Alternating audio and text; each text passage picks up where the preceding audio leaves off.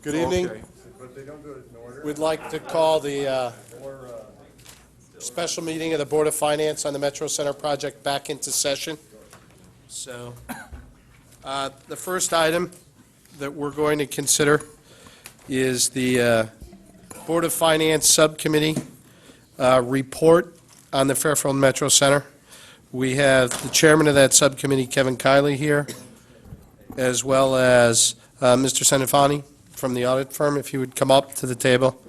And before we get started, I'd just like to send a special thank you to the members of the committee, Mr. Kiley, Mr. Brockfeld, Mrs. Leclerc, for hours too numerous to count, meetings too numerous over the July and August period. It was essentially going through a second budget process for the town. And I appreciate the time and effort, and I know your colleagues on the Board of Finance appreciate the time and effort that you all put in on the report, and it was a job well done. We appreciate that, and we look forward to hearing more. So with that, Mr. Kiley, I'll turn it over to you. Good. Thank you, Chairman Flynn, and thank you for the Board of Finance for having us present here this evening to present our findings. Before I start, I do want to formally introduce the subcommittee that was appointed by Mr. Flynn, members Mrs. Leclerc, Mr. Brockfeld, and myself, and Mr. Santafanti, who was our lead audit partner from Koskin Rufkus, who conducted the field work and did a great job on the actual audit report itself. So I do want to thank my fellow members for their time and their commitment. I also want to thank Mr. Tetreault and his administration for their cooperation and for their information along the way. I want to thank Mr. Flynn, our Board of Finance Chairman, for putting it together. And I do want to thank also the public who came out, contributed greatly to our meetings, and to Charlotte Leslie, our recording secretary, who did a bang-up job keeping things moving along for us. I do want to thank the RTM for meeting on short notice and approving the funds along with this board to get us going and to keep it on track. In the end, we spent $35,000, but I believe it was money well spent, and we learned a lot about both this process and this project. We did learn a lot from this process. We learned about things that we need to do better. We learned about things we need to do never again, and we need to know how to have much better financial controls and budgeting over town projects going forward. Our committee, as expected, went into this project with an open mind and a blank sheet of paper. We were not predisposed to a position on the project or the need for any funding. We were committed to the task of completing our work and reporting back to town bodies within a very tight time frame. I'm proud to say we achieved our goals and met our deadlines. I'm also very proud once again to have worked with Mary and Ken. They really distinguished themselves as members of this board, of the subcommittee, and as volunteers for our town. The reports we put together are very detailed. They provide a complete history of the project from inception through June 30th. They provide findings and recommendations for improvement, and the reports clearly identify where every dollar was spent along the way.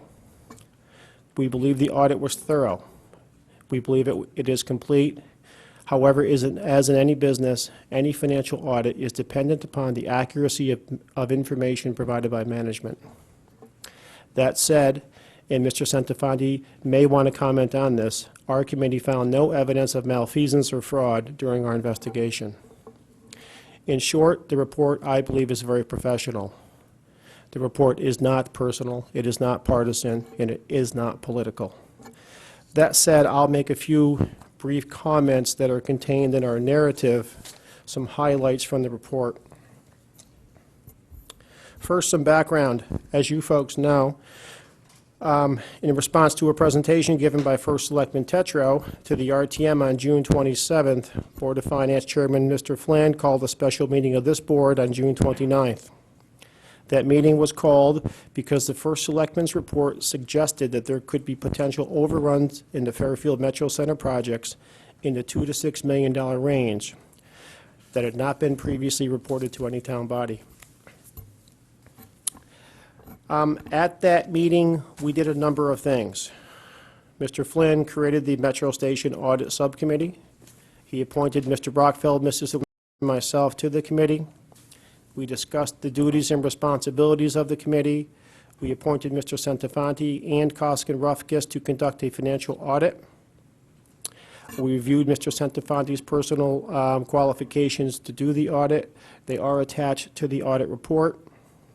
We reviewed and we accepted the engagement letter from Koskin Rufkis, which outlined the general scope of the work to be performed and the agreed-upon financial audit procedures.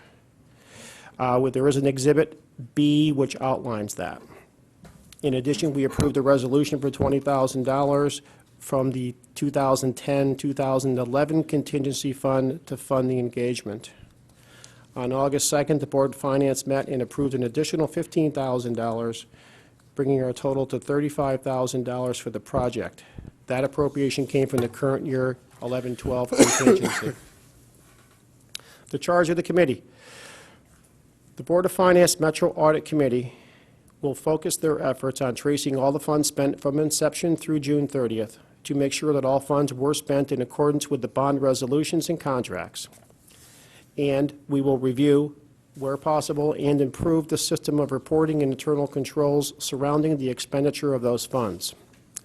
That is the only way we can be assured of knowing that all the funds were spent and that the project is being completed as efficiently as possible. However, the Board of Finance is limiting its actions to a review of the financial considerations of this project and any issues that arise based upon that financial review. The committee was given a general deadline to have its work done by mid-August. After refinement, we agreed upon August 22nd. And that date was chosen to be in advance of the August 24th Board of Selectmen meeting this past Wednesday night. We delivered our report on the 19th, last Friday, in advance of that deadline.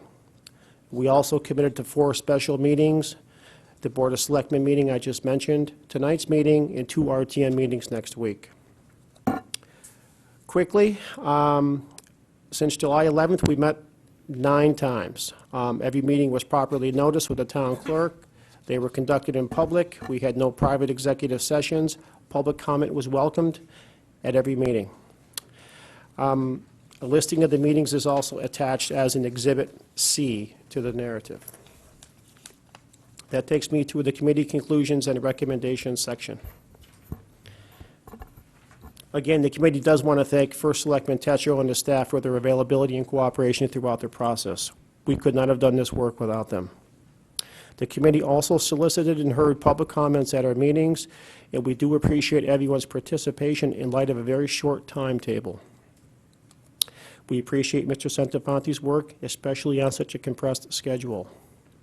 Joe's familiarity with our town, combined with his specific qualifications detailed in his background Exhibit A, made him uniquely qualified to do this job, and in hindsight, we're confident we chose the right person and the right firm to do this work. As we read through the report, we had many concerns.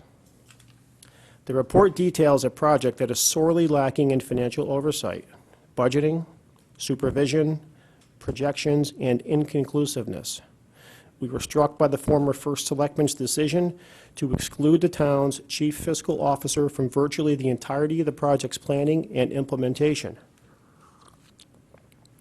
To us, that was evidence when the committee was informed that there was never a member of the finance department present at the ongoing weekly project meetings with construction personnel, engineers, and outside consultants. We also believe that the decision to not hire a professional project manager or create a building committee, or both, certainly contributed to the problems this project now faces. While the committee understands the management style that left the chief fiscal officer out of the process, we were surprised and concerned that the town's CFO did not take a stronger stand within the administration to express his concerns with the ongoing project. This really stood out when we discovered expenditures outside appropriations and purchasing guidelines. We were very concerned about the lack of a formal budget. A revised budget would have disclosed any funding shortfalls and would have provided the guidance to staff trying to perform their project assignments. If the amended contracts had gone through a board approval process, it is more likely a budget would have been required and adhered to. The Purchasing, Finance, Economic Development, and Public Works Departments could not properly plan and perform the duties required of them without a budget. We recommend that all future bond appropriations have a budget and a description of the project scope attached to them. This would require all significant changes to a project to return to the appropriate boards for approval. Please see Exhibit D for a summary listing of all the project expenses through June 30th, 2011, and the projects completed through that point. This report was prepared by the First Selectman and distributed to our committee on August 12th. The report that was presented to us is bridged to the audit report dated June 30th as well by Mr. Santafanti as an exhibit to his report. Lack of supervision is also a concern. Several town employees were given responsibility for management of portions of the project in addition to their normal job responsibilities. They were not provided with accurate and complete information to perform these responsibilities. We were impressed with their diligence in keeping the project on track and maintaining records, although they were working outside their field of expertise in many cases. Because the project was divided into pieces and spanned many years, there was no project manager to report to or a financial project reporting other than the First Selectman. This led to several inaccurate interpretations of funding and expenditures. We anticipate that a new project manager will resolve these issues. The manner in which funding decisions were made also raises questions. Work was performed and contracts were amended without regard to funding availability. Monetary grants from the state and other authorities were assumed and spent before funds were received or confirmed. In addition, the administration never returned to town bodies to properly inform them of these changes that took place in the project or seek their approval when there was spending outside previous appropriations. We recommend that the Board of Finance review and update our current purchasing and bidding policies. That process is underway now. These updated policies should be distributed to all department heads to help strengthen the town's internal controls. We also recommend that the town's internal auditor review at least annually all bond appropriations for proper expenditures and documentation, and periodically review a sampling of contracts, purchasing, and bidding to ensure that all town policies are consistently followed. Additionally, the amended contract signed by the former First Selectman appears to reduce or eliminate the funds available to do the roadway intersection portion of the project. We were not convinced that this issue was addressed in a proactive way. This led to a funding shortfall for the intersection project, while at the same time cost escalated. The Chief Fiscal Officer should be included in all projects which require town funding from the early planning stages until completion. We recommend that a formal budget be maintained for all bond appropriations, that they be entered into the financial reporting system and compared quarterly to the budget. The Board of Finance should receive these reports. In spite of the concerns raised above and in Mr. Santafanti's report, we have arrived at a final conclusion and recommendation. The subcommittee strongly supports the First Selectman's mission to complete this project in a timely fashion. We believe that the Fairfield Metro project is in the long-term economic interest of Fairfield. The station should spur economic growth and provide additional tax revenues for the town for future years, as well as provided much-needed commuter parking while reducing traffic on Interstate 95.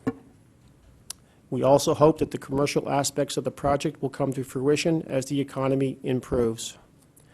Additionally, we have been convinced that the monetary cost of abandoning the project would greatly exceed the likely funding request needed for completion. We do look forward to your comments. We also look forward to hearing the First Selectman's report and request of this body tonight. As a board, as a committee, we anticipate supporting the necessary actions he will recommend to complete this important project for the town of Fairfield. Finally, We hope that our report will be used as a starting point for a top-to-bottom reevaluation of how Fairfield does business. We expect that our town leaders will carefully examine what went wrong on this project and undertake to apply these findings in future project management. That's all I had to say. It's kind of a reiteration of our findings and our narrative. And at this moment, I would like to turn it over to Mr. Centofanti for a few similar top-level remarks on his findings and recommendations. And I think from there, with the pleasure of the board, we would entertain any questions. Thank you, Mr. Kiley. Mr. Sen. Okay, most of my comments are going to surround the executive summary, and then I'll go a little bit deeper than that. But looking at the schedules, ES1 and ES3, these were provided to basically present the known funding and the known expenditures. Joe? Could you speak up a Yeah, little, please? and also, do me a favor, because I think we talked about this the other night. Could you, when you go to a page or a schedule, tell people what page you're on? Okay, Because this is a pretty big report, and it's hard to find some of the schedules. all right. I'm on page 7. So page 7 and page 9, basically I'll talk about, concurrently. So the comment I wanted to make about page 7, ES1, is if we look at the actual column, it looks like the project has a $2 million positive net change. And basically, that's due to the timing of the revenues as compared to the timing of the expenses. So specifically, the $6 million and the 4.4 have all been received. And again, this is through June 30, and the project's expected to run through October. And additionally, and then it doesn't include any projected overruns. So although it looks like as of June 30, the project has a positive variance, that's not really representative of the status of the project. On page 9, ES3 presents the opposite picture, where based upon where the expenditures are as of June 30, this project is overspent as far as compared to the funding, showing a $661,000 overage as far as revenues to expense. Again, there are still some revenues to come in, so it's estimated about, if the project finished as is, about a $404,000, $405,000 would be needed to complete that project, town funding. So on the intersection project, sorry to interrupt, Sure. it's truly overspent the appropriation. Yes. Okay, so on the Metro Center project, as of this date, the appropriation had not been overspent, but on the intersection part of the project, the appropriation had been overspent. And I guess I'm just going to draw a line. The funding had been overspent. The appropriation is kind of a different. Okay, explain that to me if you would. I just want to make sure I'm clear, because that's one thing that confused me a little bit. As far as when we look at appropriation, it has to go through all the right channels Yep. for appropriation to spend, is independent of the funding. Right? So for this intersection project, in theory, it was part of that $10 million appropriation that happened Right. in 2003. Subsequently, a lot of things changed, and the funding was redirected. That $5 million that was put in the railroad project was assumed to be the balance at that point, which implied conceptually that there was no funding then, town funding for the intersection, because it was all then applied in 2010 to the railroad. So what's being presented here as the budget is the total grants that were received. But the appropriation to spend, in the way we look at it, as far as coming to this board, that never happened. So this is the value of the grants. Right. And this is what was spent against the grants, so we even overspent the grant, but Right, so that it wasn't appropriated, and then there was a grant received, and they overspent the grant. correct, Okay. as far as, or So either way you look at it, they overspent on this On particular this- aspect of the project. right, and that's because this one is more closer to completion than the railroads, so it's more evident at June 30 where this project is dropping out versus the Metro Center has a few more months to go to get to the end. So because of the timing of the project, they present a little bit differently. Okay. Yes, Mr. Mayor? Mr. Chair, I got a little confused with that questions and answers. I thought I heard at first that there was initially a $10 million appropriation. $10 million was the Metro Center and the intersection is really, conceptually, it was originally born as one project. So the $10 million was the original appropriation to do both, and that included that $4 million land purchase. So you had $10 million appropriation, $6 million bonding, $4 million federal grant, and that was the appropriation that officially was approved by the town for this project in these two pieces. And then things changed in 2010 with that new grant from the state.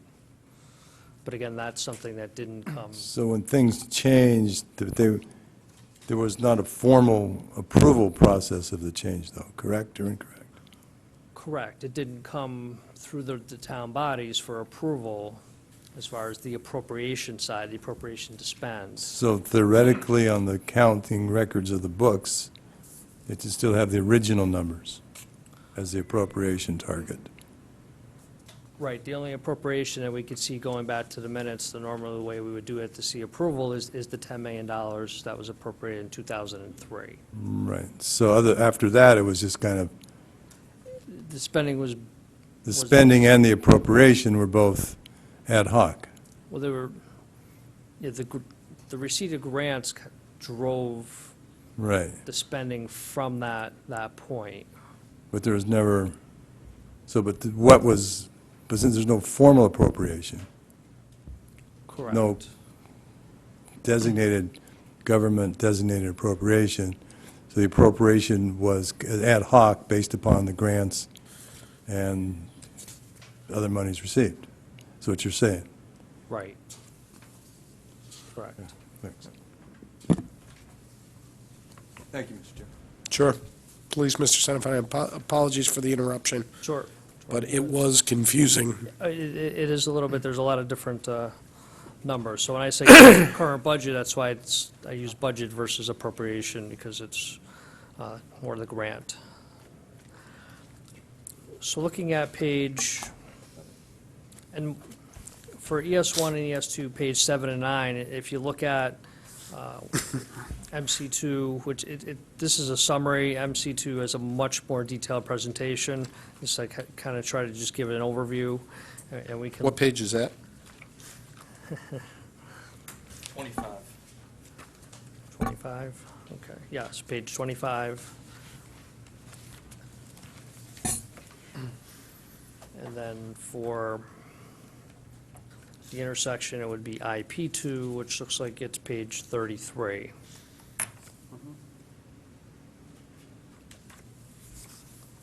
So this was just to kind of give a high-level overview of where the project stood as of June 30, 2011.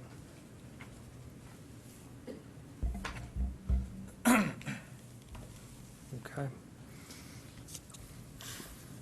Page 8 and page 10, ES2 and ES4, again, these are summarized of MC4 and or IP4. This is just a high-level overview of the major contracts, what the original contract amount was, what the revised amount was, and a column that shows you what the total increase was from the original contract. And this is really here to provide perspective on how the project changed over the life of it. And it's just to give you perspective on one of the reasons why the project may be looking at cost overruns when you look at the contract increases. Again, because of things that are built into the contract, such as contingency and other things, the total contract increase, if you look at my footnote, is not representative of what the cost overrun would be. Again, contingencies in there and some other things. And then there'd be some other monies to, because of the bids came in lower. So multiple things would be able to absorb some of this, just not all of this. And that's detailed a little bit in footnote 2 on, looking at the Metro Center. And on page 10, ES4, the contract increases were about 1.2 million, again, smaller project. So again, those were just, the purpose of those was just more to give that perspective on how the projects did change over the construction period. Any questions on that? Okay, the background section, I tried to give as much background to provide some of the perspective that I had going through the project. Looking at, again, when we talked about that $6 million appropriation a minute ago, which is part of the 10 million, it appeared that was really two pieces, parking lot 4 million and intersection 2 million. And again, that's not written anywhere, that just seemed to be from various notes and recollections and perspectives, that's where the project started before it changed in 2010. So on page 13, again, looking in the middle, that when the contract changed based upon that net state grant, again, the town contribution, that $5 million was approximately, and I didn't do the calculation, what was left out of the $6 million appropriation that we just talked about. So this is where my comments relate, that at this point, it appeared that there was no money, no town appropriation, no town money for the intersection because the balance of that 6 million was designated to support this project. So the administration double counted the 5 million, or 4 million out of the 5 million. So they thought they had 5 million left from the original 6, right? Correct, So they had spent $1 million presumably on soft costs and things of the like, right? correct. Yep. Then they took and said, okay, we have that 5 million, we'll throw that towards towards what the state's doing here to come up with a total, right? Right. But then I don't want to say forgot, but whatever, they double counted it and said, oh, look, we still have this money for the intersection side. Is that fair? Yeah, I think conceptually, the thought process was those grants were substantially known and in place. So I think that could have been part of the basis of that decision, that they knew they had grants for the intersection. So to put all the appropriation here, other than the town match, I think. So they said, we know we have this liability for these intersections, but we're going to cover them with these unanticipated grants that we're now going to receive. So we're going to be made whole on those. So we could take the 5 million that was left in our fund and put that towards this 5 million here. That's kind of what you're gleaning? Correct, Yeah. correct. I mean, those grants did require a town match of about 200,000, Right. so there was a little bit of a hole there, but I think, again, conceptually, when the bids came in lower, there was, the thought process, there was appropriation available Right. to address that.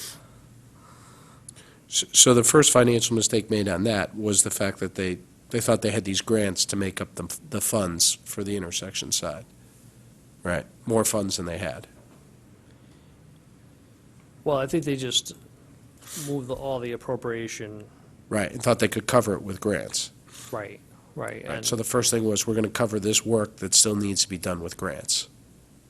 right, and the projections, I think somewhere in our show, they went from 2.7 to a higher number, to ending at 4.5, so that the cost estimates kept changing on that, so the grants didn't end up being quite enough. And then some decisions to do alternates ahead of the project based upon some other potential funding impacted that also.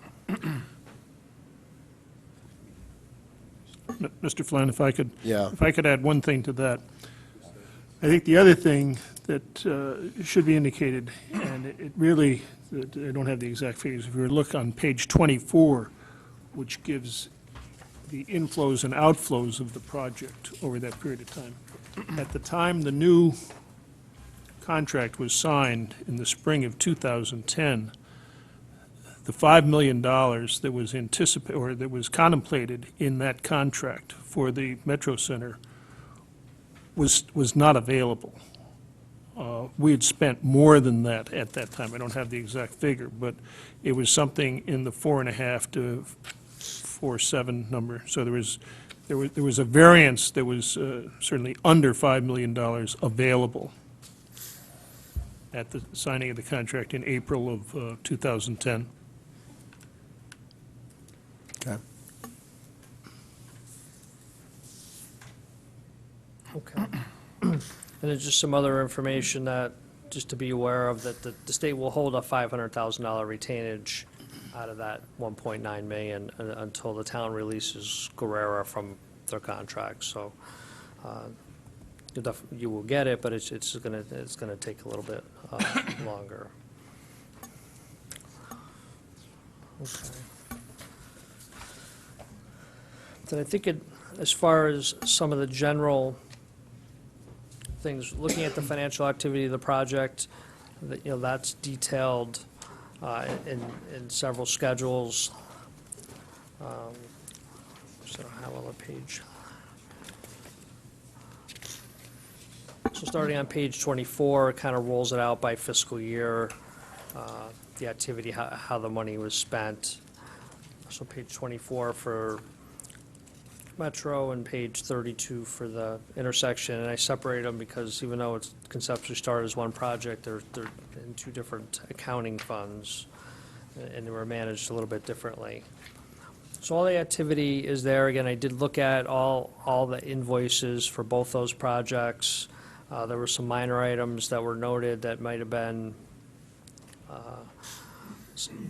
documentation that couldn't be located, or something that wasn't clear, some minor items that were charged. The big item that came out of that was that $38,000 for the balance of that Brewster Street Bridge that was charged the intersection. Which page are you back, Joe? And I do want to go through that a little bit. All right, that one is,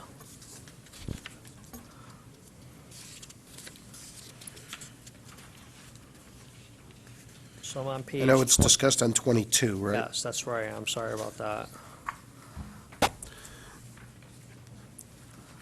So out of the 40,000 that I said appeared to be incorrectly charged, 38,000 was for that cost overrun of that project. It was a project approved in 2004 for the Brewster Street Bridge. So we had that was before most of our times on the board at this point. So just for a point of clarification, I think there was only a couple of people on the board now that were on there then. There was a separate appropriation done by the town bodies of how much to redo the Brewster Street Bridge. It was part of, and I believe fiscal 4, part of what at that time was called the non-recurring capital account, part Right. of the budgetary Yep. appropriation. There was a $250,000 element within that total appropriation, Right. dedicated to the Brewster Street Bridge, which was a three-way share between the state of Connecticut, city of Bridgeport, and the town of Fairfield. Everybody pitched in 250. Everyone was pitching in 1/3. We would receive invoices. The city of Bridgeport managed the project. As you're aware, it's on the border of the two communities. We received a final invoice in the year indicated here for some $57,000. There was 19,000 remaining in that account.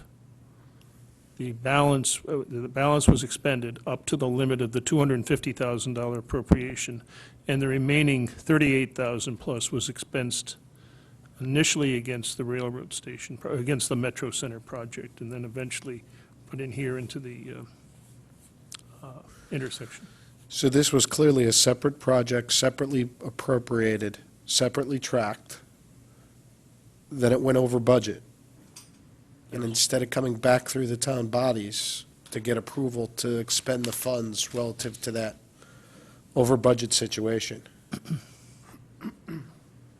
they used funds, the administration used funds from the train station, the Metro Center, That is correct, for $39,000. correct. And that goes back 7 years? The timeline on it, and I might turn, I forget, Mr. White may have a better recollection on this than I do. The project was completed in, I believe, 2007, roughly. And then we got the invoice, and I think it was paid during fiscal '09. Okay, because it references, so the project was originally approved in 2002, 2003. Or, Yeah, okay. Fiscal 10, it was paid. It was paid in fiscal 10. Fiscal 10 on page 35. So 6 years after the fact, it was paid, but it was charged to this project. That's correct. which was when we eventually got the final invoice from the city of Bridgeport. And it was charged to this project for what purpose? Do we know? First off, as I indicated, the invoice from the city of Bridgeport, which was verified by our engineering department, was for $57,000. Right. And there were, so the balance remaining in that account was expended. And the 38,000 balance was expensed to the train station project, which at that point was frankly a dormant project. Because if you go back to 2009, prior to the state coming in, But this board made that clear that we were very unhappy with that type of thing happening. I want to say 2 years ago when we did the whole pods for the schools and all that kind of, I mean, that was something that we were very unhappy with regarding the use of funds from one project to another project.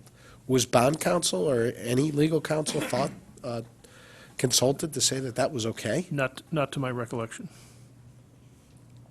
So some of our overage, I mean, granted, in the grand scheme of things, given we're talking, $7.5 million is the proposal, this is $40,000 of it, but just the lack of control over this is stunning.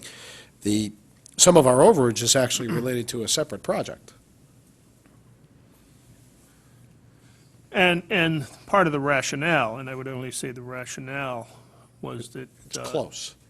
it was adjacent to the project. It was not as though we were doing a bridge in Stratfield or Right. Southport or someplace, that it was right there. Okay. Yes, Ms. Leclerc? Could I ask a follow-up question, Paul?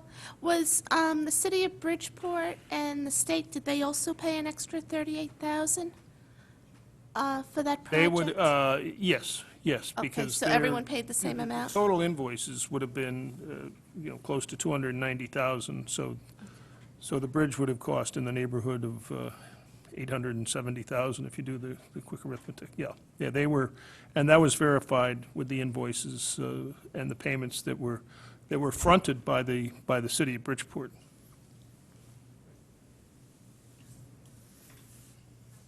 Did they go back to their bond appropriations and get more money for it? Do we know? I'd ask bond counsel of the city of Bridgeport. I would have no recollection of that. All right. I would suggest to you that sometimes in Bridgeport, things are less transparent than they are in Fairfield. Apparently not. Happy to Costello. Yeah. Okay. Thank you for indulging me on that. Let's move Sure. forward. Thank you. So the details are in Exhibit B, which, not sure what, Exhibit B, what page? Exhibit B is page 41, Thank you. and that just gives a high level, the total number of transactions that we looked at, what had adequate documentation. Yep. The 20,000 was mostly an appraisal, those were like the oldest invoices. Some legal invoices, the wrong line was picked up, just a clerical thing.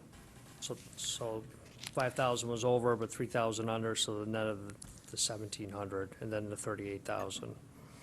So substantially, all the processing and that type of thing, except for those few items of all those transactions, 370 transactions, was fine. We didn't have any problems conceptually, what was charged to the project, other than those minor items.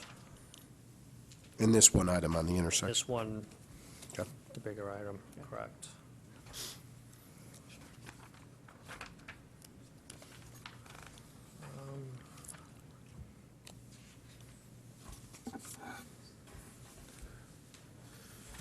far as looking at, I don't know if I have a page number, but we talked a little bit, approved appropriations and authorization to spend, so, you know, from the way we approach this testing and what we look for is supporting the appropriation, the only thing that we could find is the $10 million. Again, from another perspective, when we're in the capital project, the capital world, the funding is, the appropriation is independent of the funding, so just because you get more money doesn't adjust the appropriation from a legal standpoint.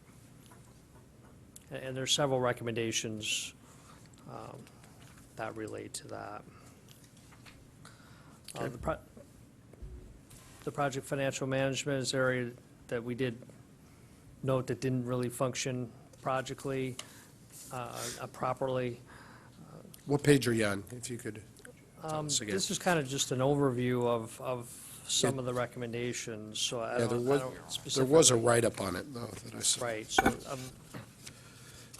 I'm sure in my recommendations I had, 43, 44. Yeah. I knew it was in the back.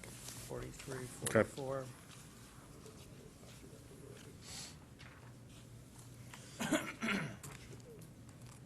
Right, so those were some of the observations as far as what may have contributed to this and some of the information.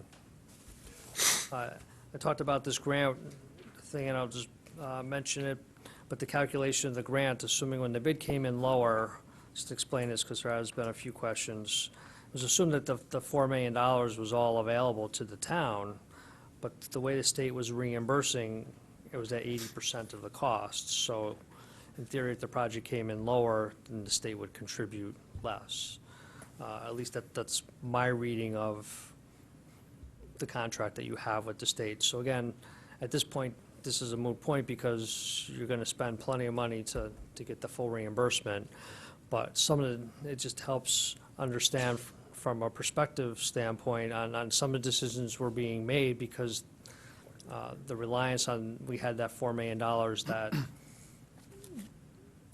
available when the quantities may have started going off or when there are other issues, that was relied on as being there, and I'm not sure that it would have been.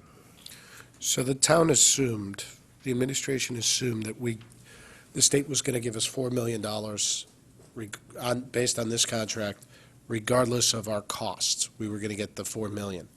And what the contract with the state read was that they would reimburse us a percentage of the costs, and if, for whatever reason, the overall cost didn't equal the $4 million, we wouldn't get the total. Is that? Right, well, that's what I would interpret that. There is a separate letter, it's a one-page letter that was issued to the town after the contract was signed, that both talked about this 80% that they would reimburse at that level, because there are two other sources of money, the $5 million and the developer contribution, and then also that there would be the $500,000 retainage, that they would hold that to the very end. So in their internal reporting, when they were tracking where they were against budget or whatever, to the extent that they were assuming that they would get the entire $4 million. They were counting that. As far as when they will say, looked at the budget or the amount to spend, but the state clearly reimbursed the 80% or less. I think you get the first two checks at 80% or something, and then it dropped off from there. So even after receiving the first couple checks, it was clear you're only going to get 80% of the submitted Yep. costs. Okay. Any other questions on this? Well, on this part, or? I just don't know why anybody would think that. I don't know why anybody would think that you're going to get reimbursed on monies that you don't spend. Am I hearing you correctly? There's $4 million. They think the administration thinks that they have $4 million to spend because the bids came in by that amount. Right, Am I right? I think, So they thought they had $4 million to spend, but the state was only reimbursing what we actually spent. right, I think, 80%. yeah, I think there was an assumption that when the state put that 19.1 or 19.4 million on the table, that was just, you're going to get 19.4 million. And I guess my reading of the contract in that letter is that's not what the state was assuming. That was just, here's 19.1, just go finish this. If it came in less, then they were only going to reimburse up to, which is typical of any of those state grants. Yep. Okay. Okay. Okay, so as far as again, the project financial management, no single person or all the information was never in one place so that somebody really could see the big picture of this project, in addition to those couple things we talked about. Finance department didn't have the actual, or all the actual grant agreements and have the information to know what the projected spending was going to be, regardless of the revenue source of or the appropriation. The two town project managers only had some of the information. They weren't aware of we'll say, the administrative costs. They were more monitoring the vendors that did the work specifically, so they had that responsibility, but the bonding costs, the attorney fees, insurance costs, those costs weren't something that they were managing or aware of. So again, when decisions are being made about how much money is available, I don't think the information was coming or being requested of finance, say, well, how much have we spent? They were only focusing on, again, the construction costs, what they were managing, or that's all they were asked to manage. So that again, decisions were being made without saying, how much do we actually spend? Mr. Hiller, you were never involved in putting together projections or complete financial information on it? No, sir. When I went before Mr. Kiley's committee at the time, I characterized the function that we had in our department as one of accounts payable and accounts receivable, period.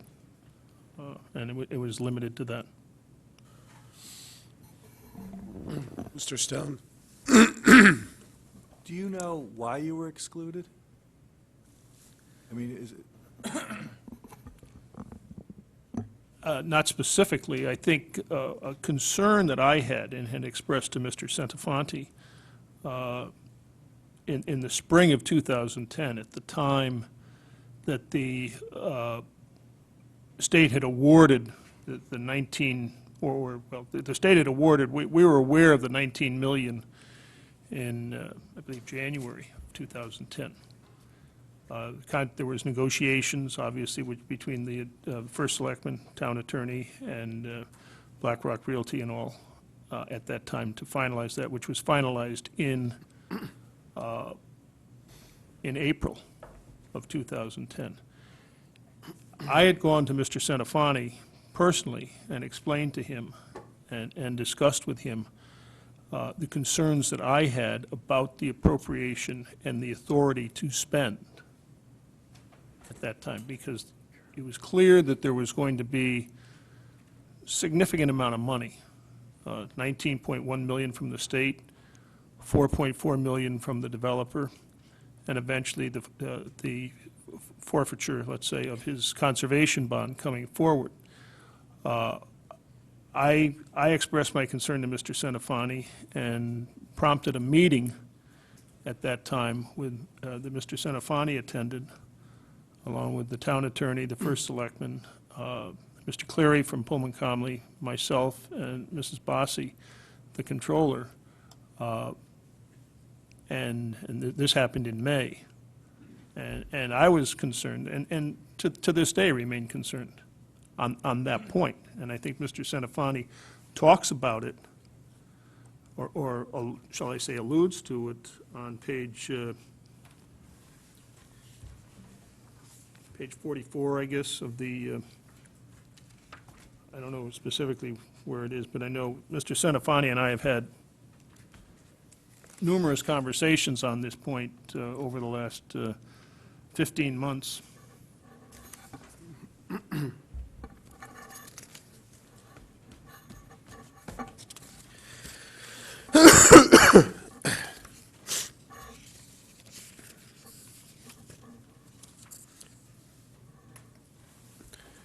I don't We see did it. receive, or Mr. Centofanti did receive, following that meeting, a letter from Mr. Saxel in June of that year, of 2010, which explained the interpretation given to the contracts. And Let's be clear what the issue was. The issue was the town, by virtue of these contracts, this is how I understand it, and let's just make sure we're on the same page. Everybody, please. The issue, as I understand it, was the town was going to, in essence, get all this funding from the state, from the developer, and from the town itself. And then we were going to expend those funds on behalf of the train station project through the town records. correct. But, well, you had accepted what I would guess is called a grant or what have you from the state. You accepted the funds from the developer. Other than that $10 million appropriation that was from 2003, there was no other appropriation to spend that money?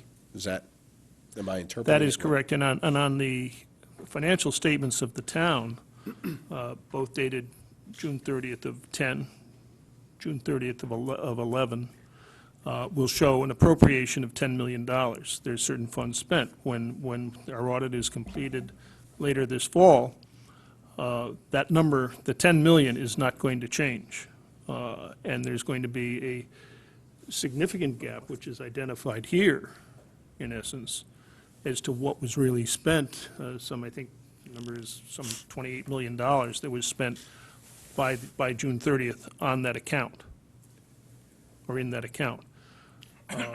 And this was the concern that I had expressed in the spring of 2010.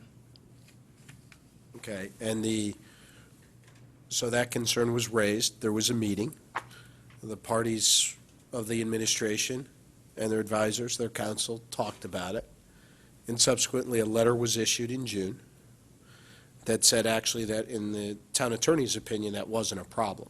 Correct. Is that correct? Correct. Okay. So then relying on that opinion, it was moved forward. Correct. Is that, Mr. Sachs, I know you're here, is that fair? Is that what happened? I think that's close to being accurate. I do not recall being at the meeting with Mr. Senafani, Mr. Hiller, and the former Board of Selectmen, but I was asked to explain, and I attempted to do that to the best of my ability. Right, and I did happen to see at some point a memo that you had written at some point in time. I was asked to write a letter, and I did, and I have not reviewed it since I wrote it. I have that letter. Okay. I think you passed it out at one of the earlier meetings. Yes, I believe Related so. to I have this. it. I have copies of it. Yeah. Any other questions on that point? Sure. Yeah. Jim? Okay. You want to Okay. wait? You have something? Well, just, Feel free. the question I have, I guess, is the original bond was for 10 million. Was there a $6 million bond? Well- As for, was it separately? The appropriation was 10 million. 10 million to spend, 4 million federal grant, $6 million bond. So it was specified that way. Yes. So if it was specified that way, that was in 2003. Correct. So in 2010, there's a new contract signed. And with the new contract, it's now, what we're saying is it's now $5 million from the town for the Metro Center only, And no respect for the process. not 6 million, 4 for the Metro and 2 for the intersection. Correct. So I guess my question is, so the scope of the work basically changed?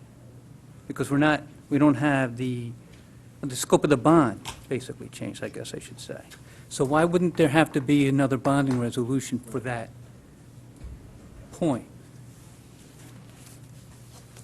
Because it's fairly specific, right? 4 million for the Metro, 2 million for the intersection.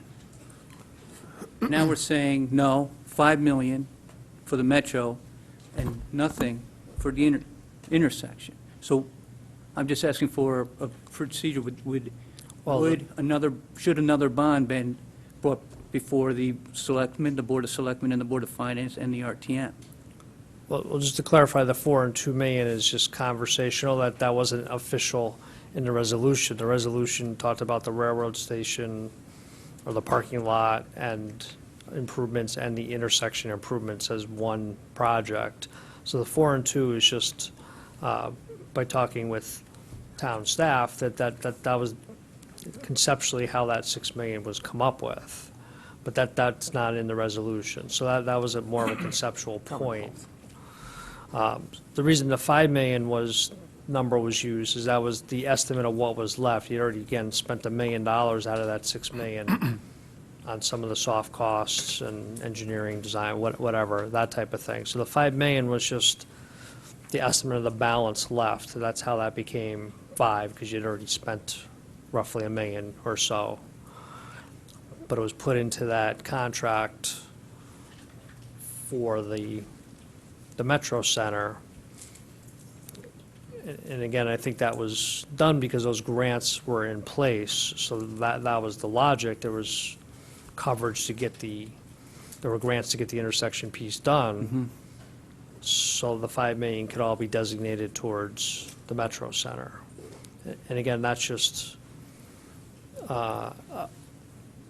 me looking at, making some of an assumption. There's nothing that I could say that was somebody's exact thought process, but those are just surmising the facts of what was in place and why that might have been decided to do that type of thing. Okay, thank you. You good, Mr.? Any other questions on this topic? Mr. Bellito, I know you had one. Thank you, Mr. Chairman. On the point of Mr. Hiller's being excluded from the contract negotiations, I do have a question of Attorney Saxel while we have him here. Would you mind using the mic so we can get you on record?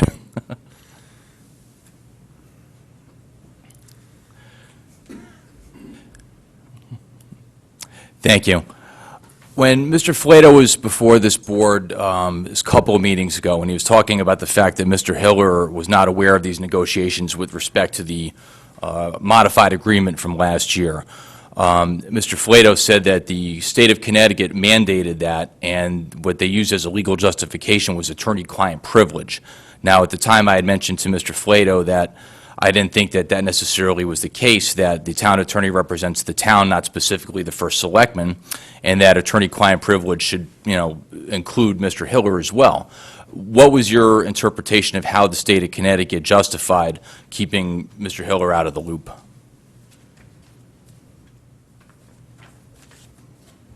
Let me tell you what I remember, because Sure. I think we're not exactly talking about the same thing. In 2009, the state went forward and bonded money, the 19.4 million. And at that point, we began, we being Condot and the town of Fairfield and BlackRock Realty, to try to move things forward. In January, I believe, of 2010, several town representatives, including the former first selectman and myself, went to a meeting at the in Newington for Condot, and at that time there was a representative, an attorney in Governor Rell's office, Jamie Young. And what she said, in essence, was, we're going to try to put this thing back together and make it work. The state's going to put in money. The town, we want the town to reaffirm its commitment, and the developer may have to put in additional funds. We do not want this negotiation process to become a public process. And it was on that basis that we carried through until, I think, what was April 28th of last year, to negotiate and renegotiate the original tripartite agreement, which was, there were two components. One was a state-town agreement, which is March 25th of 2010, and then there was the developer-town agreement, which was April 28th of 2010, and of course, April 29th, the governor was down here standing at the microphone, and everybody was happy. We were asked not to disclose things under freedom of information. For negotiations, you really don't have to do that. Nothing relating to that, I know, related to Mr. Hiller or anything like that. It just simply was not anything that we discussed. Mr. Flato said something different to us, and that's why I'm thankful for your enlightening us about that, because he called it a cone or a zone of silence, something like that. And he said very specifically that Mr. Hiller was not to be involved in the negotiations, and that the state said that was the case because of attorney-client privilege. Very specific. So I'm assuming that by what you've told me here today, and told this board here today, that his interpretation or his recollection of the facts is incorrect. What I'm specifically saying is that we were asked not to discuss the negotiations with anyone. Anyone meaning Mr. Hiller? That's what I'm trying to get at. You know, I mean, it never really entered into that level. I mean, we went up there with Mr. Bremer upon occasion, we went up there with Mr. Barnhart upon occasion. I did not have any discussions with Mr. Hiller about any of this stuff. If the former first selectman did or didn't, I'm unaware of it. I just find it fantastic that the chief fiscal officer wouldn't be included in negotiations, and that, you know, Mr. Flato would say that he was specifically excluded because we didn't want the negotiations to go public. He's an officer of the town. He works for the town. He would seem to be in that group that you mentioned of yourself, Mr. Flato, and Mr. Barnhart, and Mr. Bremer. Why would he say that, why would Mr. Flato say that Paul was to be specifically excluded, and that it was because of attorney-client privilege, and you're saying that he just didn't enter into the scheme of things? It seems to be two different stories. Well, I don't know what Mr. Flato's story was. I know what my recollection is. That's what I'm trying to reconcile. And indeed, Mr. Bolito, if you go back to 2003, when we were, and earlier, when we started negotiating or renegotiating what was a tripartite agreement, to the best of my knowledge and recollection, Mr. Hiller was really not involved in that either. And that was, you know, a little bit of a different cast of characters. But again, those negotiations were, did not have the benefit of the governor's office involved, but again, there was a three-party agreement that was reached and ultimately approved by the town bodies as well as by the other two parties to the agreement. Mr. Hiller was not part of that. I don't know if he was consulted. I don't recall having consulted with him on that. And I would simply say that the difference between 2003 and 2010 is that essentially the players on the town side didn't really change that much, and we were specifically directed by the governor's office not to disclose even the pendency of the negotiations, let alone the substance. But when the governor's office told you not to disclose, did you interpret that to mean Mr. Hiller? I interpreted it, frankly, to mean that it was just supposed to be a very small select group, yes. So that, I mean, I never stopped to think about it, but again, drawing back to the analogy of 2003, as I recall it, and Mr. Hiller can correct me if I'm wrong, I don't believe he was involved in those negotiations at all. If he was, perhaps tangentially.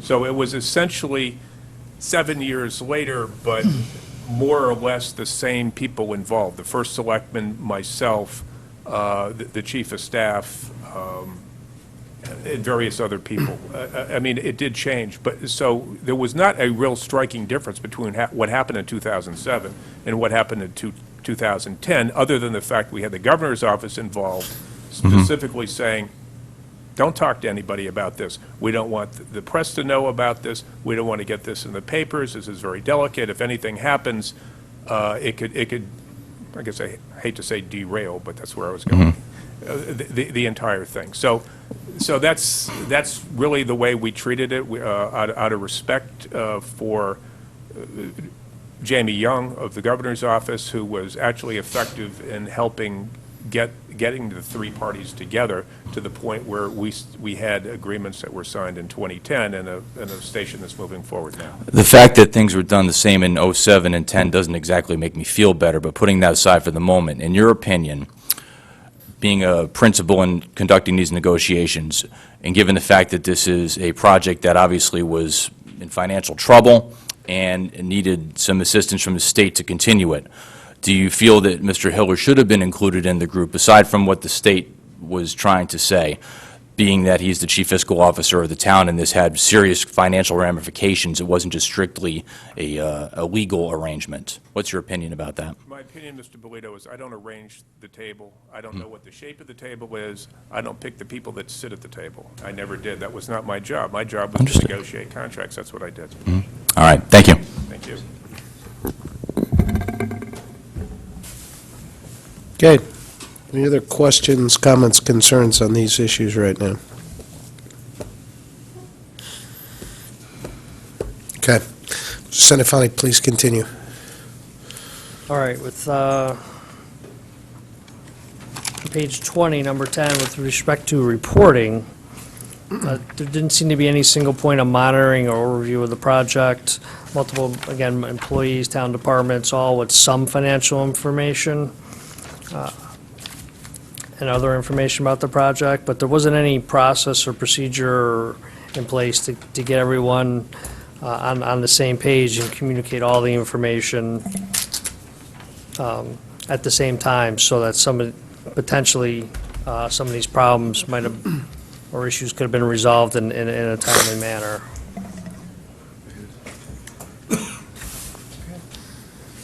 Questions, comments? Okay. Again, I have quite a few recommendations. I wasn't planning on walking through those unless anyone has any specific questions.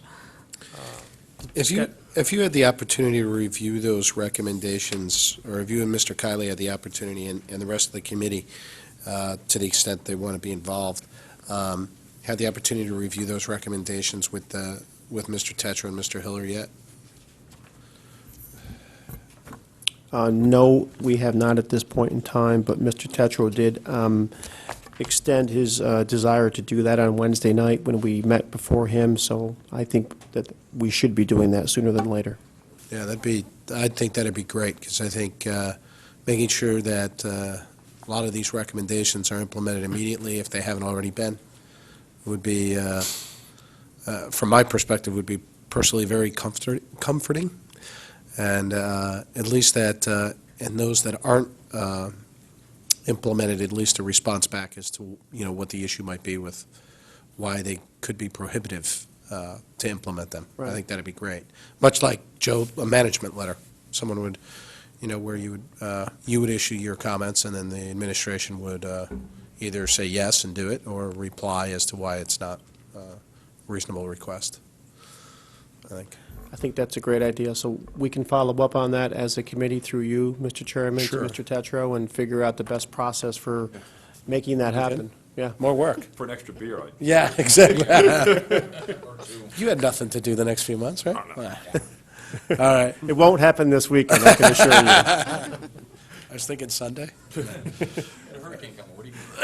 Outdoors, too. Right.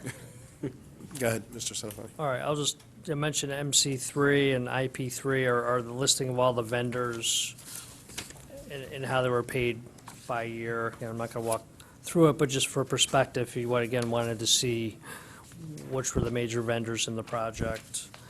MC4 we talked about, and then MC5 and IP5 are some of the major contract changes, and so it just gives you perspective on how many amendments there were and what contracts were Yeah, what changed. pages were those? 'Cause So 26 and 27 for MC3, and then the intersection, That's one schedule that goes across 2 pages. It's a little Right. bit, it's a little bit funny to read.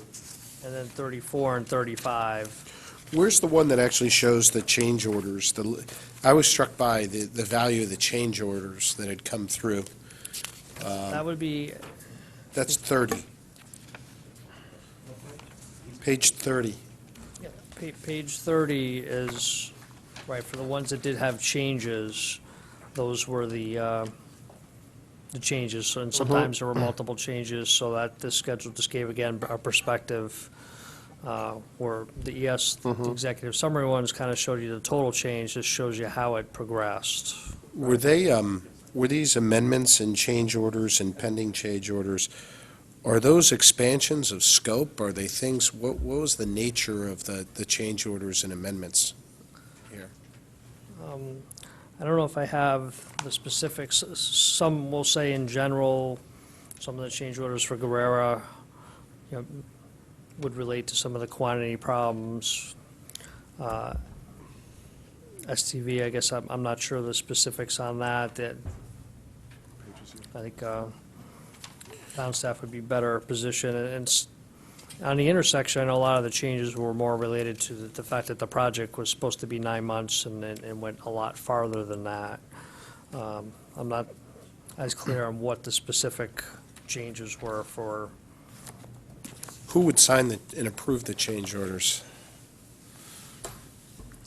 The policy would be a department level and then the first selectman. Right, that's what I thought I read, but it wasn't always, some of it was done at the department level, right? For the intersection project, some of those were only signed by the department. I guess my experience with construction projects is that change orders can represent several different things, but sometimes it represents, and oftentimes it represents, a problem with the original scope of the project. Something was left out, something was forgotten. And/or then it could be somebody changed their mind after the fact. So when I see a $28 million project here, I'm just looking at the Metro Center, and $5.3 million in change orders. Now, maybe you're right, that $3 million of that is pending change order for the quantity, so maybe we're looking at $2 million, right? $2.3 million of change orders. That's still, on a project of this value, I mean, do we know what that is? Is that scope creep is what I'm looking for?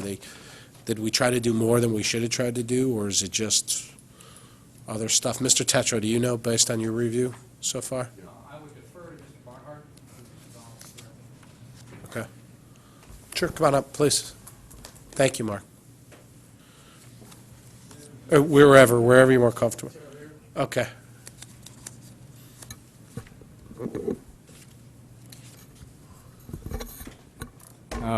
For the record, Mark Barnhart, Director of Community Economic Development.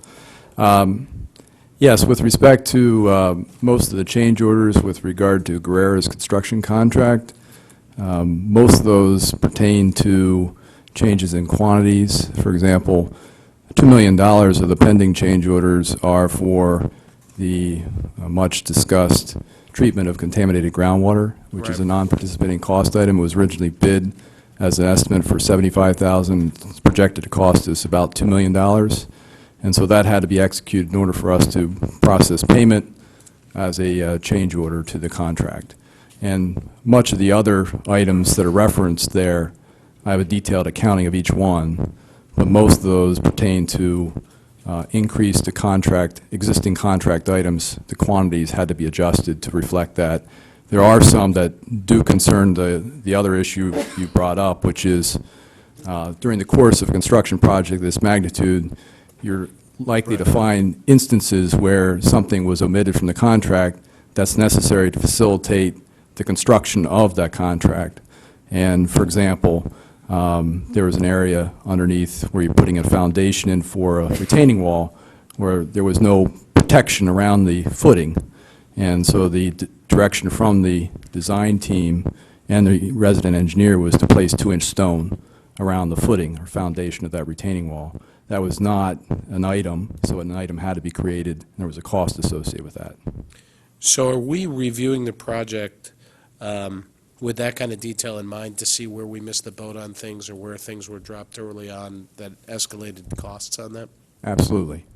And the game plan there is? Well, the project is not over, Right. so we're having a running list, if you will. Right. I think we'll probably get into more of that discussion as part of Mr. Tetro's presentation. Okay. But that is something we're tracking closely.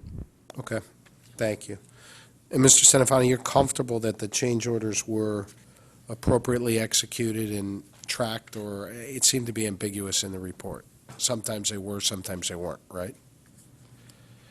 Yeah, as far as I looked at it more from the process standpoint, it appeared in most cases, except for if I had a note, This one $8,000 contract I couldn't find any backup for, and then on the intersection, again, there were some contracts that were only approved by the department. So other than that, the rest of the process appeared to be in place, and Right, so on the intersection project, you had some instances where it was the department head saying go forward, as opposed to the first selectman.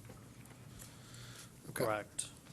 And that's, Thank you. I just noticed it, and it just caught my eye. So, Mr. Barnhart, thank you. Go ahead. okay, and for intersection, again, everything was pretty much a mirror. On page 35 was, again, the vendors that were paid. And then on the similar schedule is page 38 for the intersection, the contract changes. Again, I do know from talking to the engineering department that because that project ran a lot longer, that there were, especially for VHB there, the contract extensions related that they had to do more inspections over a longer period of time. And there were other things underground as they did some of the work that caused some of the changes. On page 40 is just a schedule that combines intersection and Metro Station into one total, because originally, again, it started as one project. So just for perspective. And B, we talked about Exhibit C just reconciles the numbers that are in this report to the numbers in the report put about by the first selectman. So some minor differences as far as I froze at June 30 with known costs, and there were some minor July or an estimate that was used that I didn't include in the numbers that I presented here.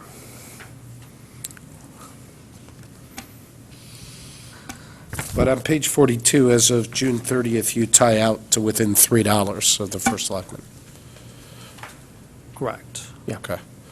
So basically, this report ties back to what we were told by the administration was the expenditure schedule as of June 30th. Yeah, it ties back to Exhibit D. D behind the committee narrative. Any other questions, comments? Seeing none? Go ahead. Okay. I think that's the majority of it, other than the recommendations. I wasn't even, I guess, that specific questions, but there are some recommendations that kind of go right in hand with some of the issues that we talked about. There'd be a recommendation that kind of said we need to put a process in place and correct that, and again, coming up with the formal budgets and formal approval to monitor these projects and those type of things, and strengthening some of the purchasing, just even the information. Again, part of what took some time, and this is all the information, really, there wasn't a project file anywhere where everything was, and there was, in some cases, we had to track down several things, so just kind of something this big to have kind of centralized files and an official project file. Good. And I'd be happy to answer any specific questions on the recommendations anyone has. Mr. Brockfelder and Mrs. Leclerc, do you have anything you'd like to add? I do, one thing. Sorry, Mary, I apologize. That's okay. Actually, just a point of personal privilege, if I could. Kevin was very gracious to thank Mary and myself and Joe at his presentation, both tonight and on Wednesday at the Board of Selectmen, and we appreciate that. And I just wanted to offer our thanks to him for the way he ran the committee. It doesn't surprise me, you have a lot of experience being the former chairman of the board here, and you did a great job then, but thanks very much. I enjoyed working under you. Thank you. Mrs. Leclerc, anything? That's okay. Okay. Anybody else have any questions, comments, concerns for Mr. Centofanti? Mr. Hillard, Mr. Bolito, please. Yeah, just briefly, kind of a broad stroke thing. I believe Mr. Kiley had mentioned in the beginning narrative that the audit showed no fraud or malfeasance that went on with the whole project, correct? Yeah. That's your interpretation as well, Mr. Centofanti? For the specific things that I looked at, the transactions, that they were properly supported, except for what I identified? Right. Yes. Okay. Given the things that happened here, how would you characterize it? Given your experience being a forensic auditor and that you delve into these kinds of things all the time, if you had to categorize what happened here, how would you categorize it? I think it was just the financial management wasn't adequate. There wasn't, again, looking at the reporting and all the information, again, it just wasn't centralized where all the information was, and all the correct information was relied upon to make decisions, when decisions needed to be made. So I think it was just a communication, more of again, big picture project management. Day-to-day project management? Either day-to-day or just between the reporting and just the managing of having a system when something isn't right, or to check on, again, status or formal reporting, those type of things weren't in place. So the information, again, that was being... In your opinion, had there been a project manager or an owner's representative on the job from day one, could most of these issues have been avoided in your estimation? Well, my recommendations just, more relate to a process. Again, not knowing what the project manager would do, more manage the project from construction or financial. I think the financial oversight would have potentially, again, a lot of these things that are happening in this project were actually unknown issues. But I think having a more formal system would identify things a little bit sooner as something doesn't look right, or we're getting close to this budget, or just Right. knowing that we already spent this. So the decisions that are going to be made are being made with the correct, accurate information, which would have... Right. And on a usual construction project, that would be the function of somebody like an owner's representative, who basically has the oversight to walk the site, check the numbers, make sure what's going on is supposed to be going on, account for any overages, so, all right. Right. Thank you. Sure. Any other questions? Yeah, Mr. Stone? One thing Mr. Kiley said when he started was that the head of, maybe the first selectman or whatever, were working outside their expertise. Do you agree with that? In other words, were they over their heads? You asking me? I can... No, I'm asking. Oh, okay. I guess from a financial accounting standpoint, I guess that's not their strong thing, or else they'd be working in the finance department. So from that perspective, they were being asked to manage that information, where maybe somebody else in the finance department would have been more qualified to manage that and identify and ask questions versus them. So in some cases, the records are very detailed, that in other cases, they're not. So but again, that's not, their strong suit was not the financial management versus the project management. I guess they're two different things, or can be. Do you want to say something, Mr. Kiley? No, I would just like to agree with that comment, and also note that the department heads that we met with, I believe, did a very good job at the work that they presented to us. I mean, Mr. Barnhart specifically was very impressive with his knowledge of the project, the information that he provided, in the manner in which he did so, as did everyone else that came before the committee. I think the committee's general comment was that, big picture, there may have been employees of the town who were requested to do things that were beyond their normal duties and responsibilities, and that may have even been unfamiliar to them at the onset. And the second point would be the financial point that Joe just made, that with or without that history or experience or knowledge, doing this outside the building work, they still weren't financial people as far as pulling together an overall budget, or budget versus actual type reporting that you would expect of somebody from the finance department. Can I just add one thing, Kevin? Yeah, As a please. committee member, I think the other thing we were concerned about, and what struck us on the committee, was that the people who came before us, particularly Mr. Barnhart and Mr. Hurley and others, are people who have full-time jobs in the town of Fairfield. Absolutely. Important jobs, who they were hired for a reason, because they have an expertise in the area, economic development or whatever. And so by definition, they were taken off of those responsibilities and put into something that they weren't necessarily suited for.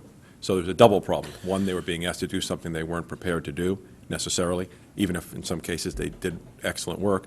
And B, by definition, the job that they were supposed to be doing had to suffer to some extent. So Right. it just didn't make sense to us, and we think it drove a lot of the problems that Right. we came up with. Right, it was in addition to, right.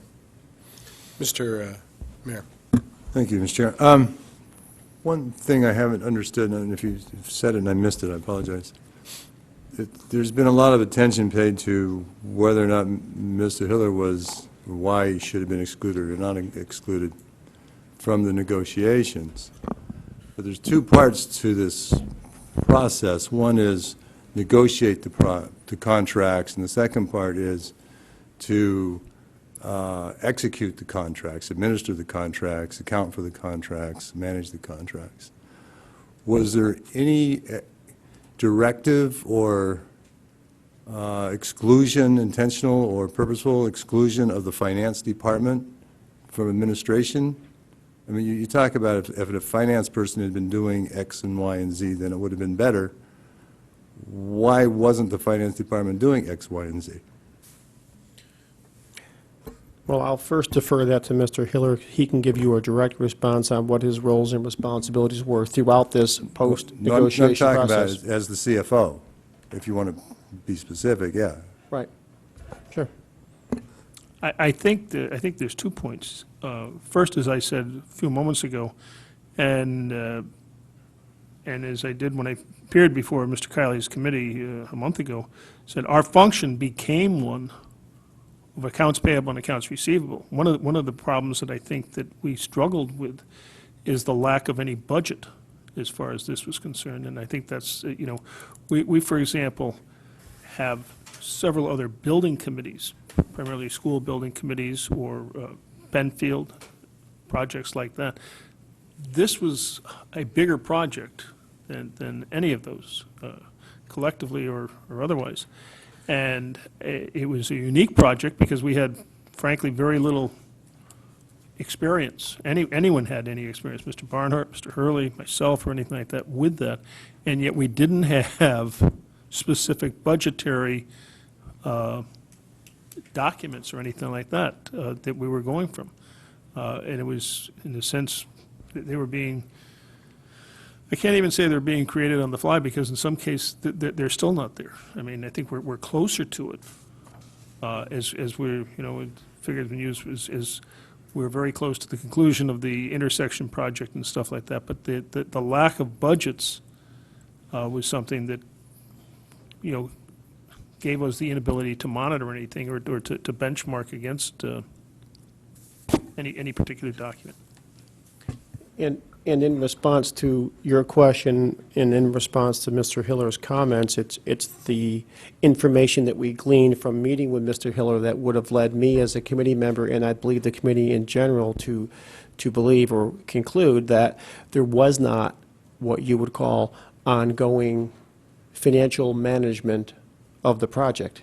I mean, it doesn't, if you read through this report, whether it's the findings, the data, or the recommendations, it doesn't take a lot of imagination to conclude that there wasn't not just a single point of financial management, but financial management controls and procedures in place in general For the project. for the project. Right, and I got a note from my Could colleague. I add one thing to that, Mr. Mayor?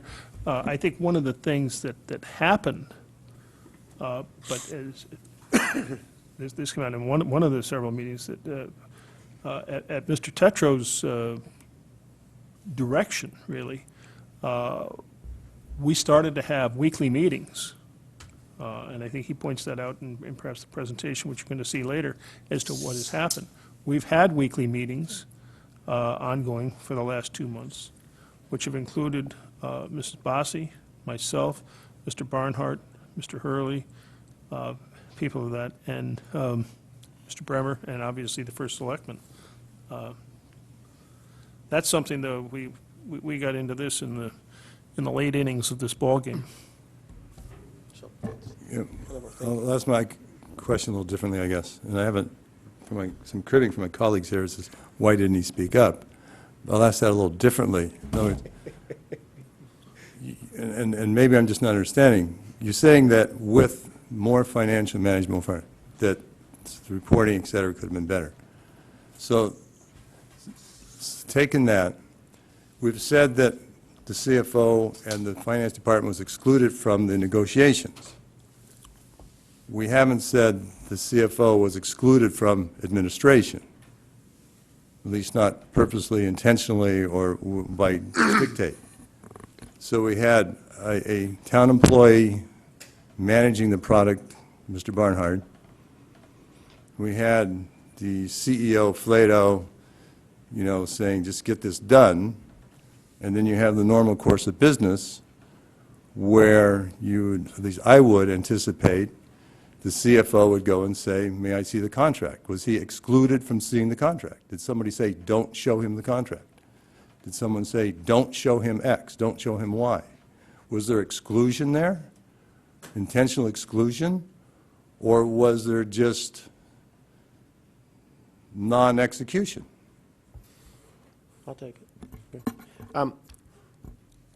I do not have a complete answer for that question. I do not know of any, quote, deliberate exclusion.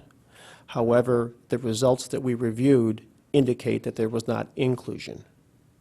So, looking at it from that point of view, not knowing who did this and who directed anyone to be or not be in a room during the administration piece, I can't speak to that.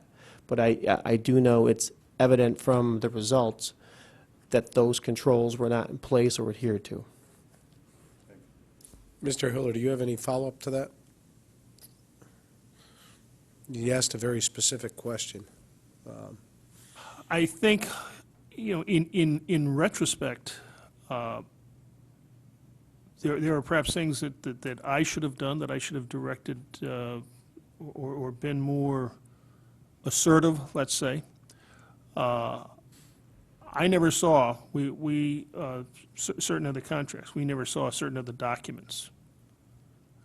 And I didn't ask for them, but we were operating under those guidelines from the chief executive. Were there mistakes made? Could we have done, as the committee points out, could I or my department under my direction been more assertive in following some of this? Certainly, I think, and that's hindsight.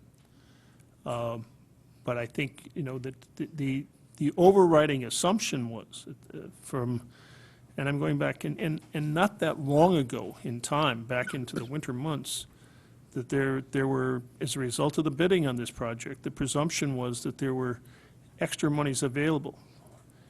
The extra monies available against a project which had no budget, which we didn't see a particular budget. So, when the bids were brought in last summer, a little over a year ago, and the presumption was that there was this $4 million surplus almost that was going to be available on the Metro Center project. That became kind of the mantra that we could work towards.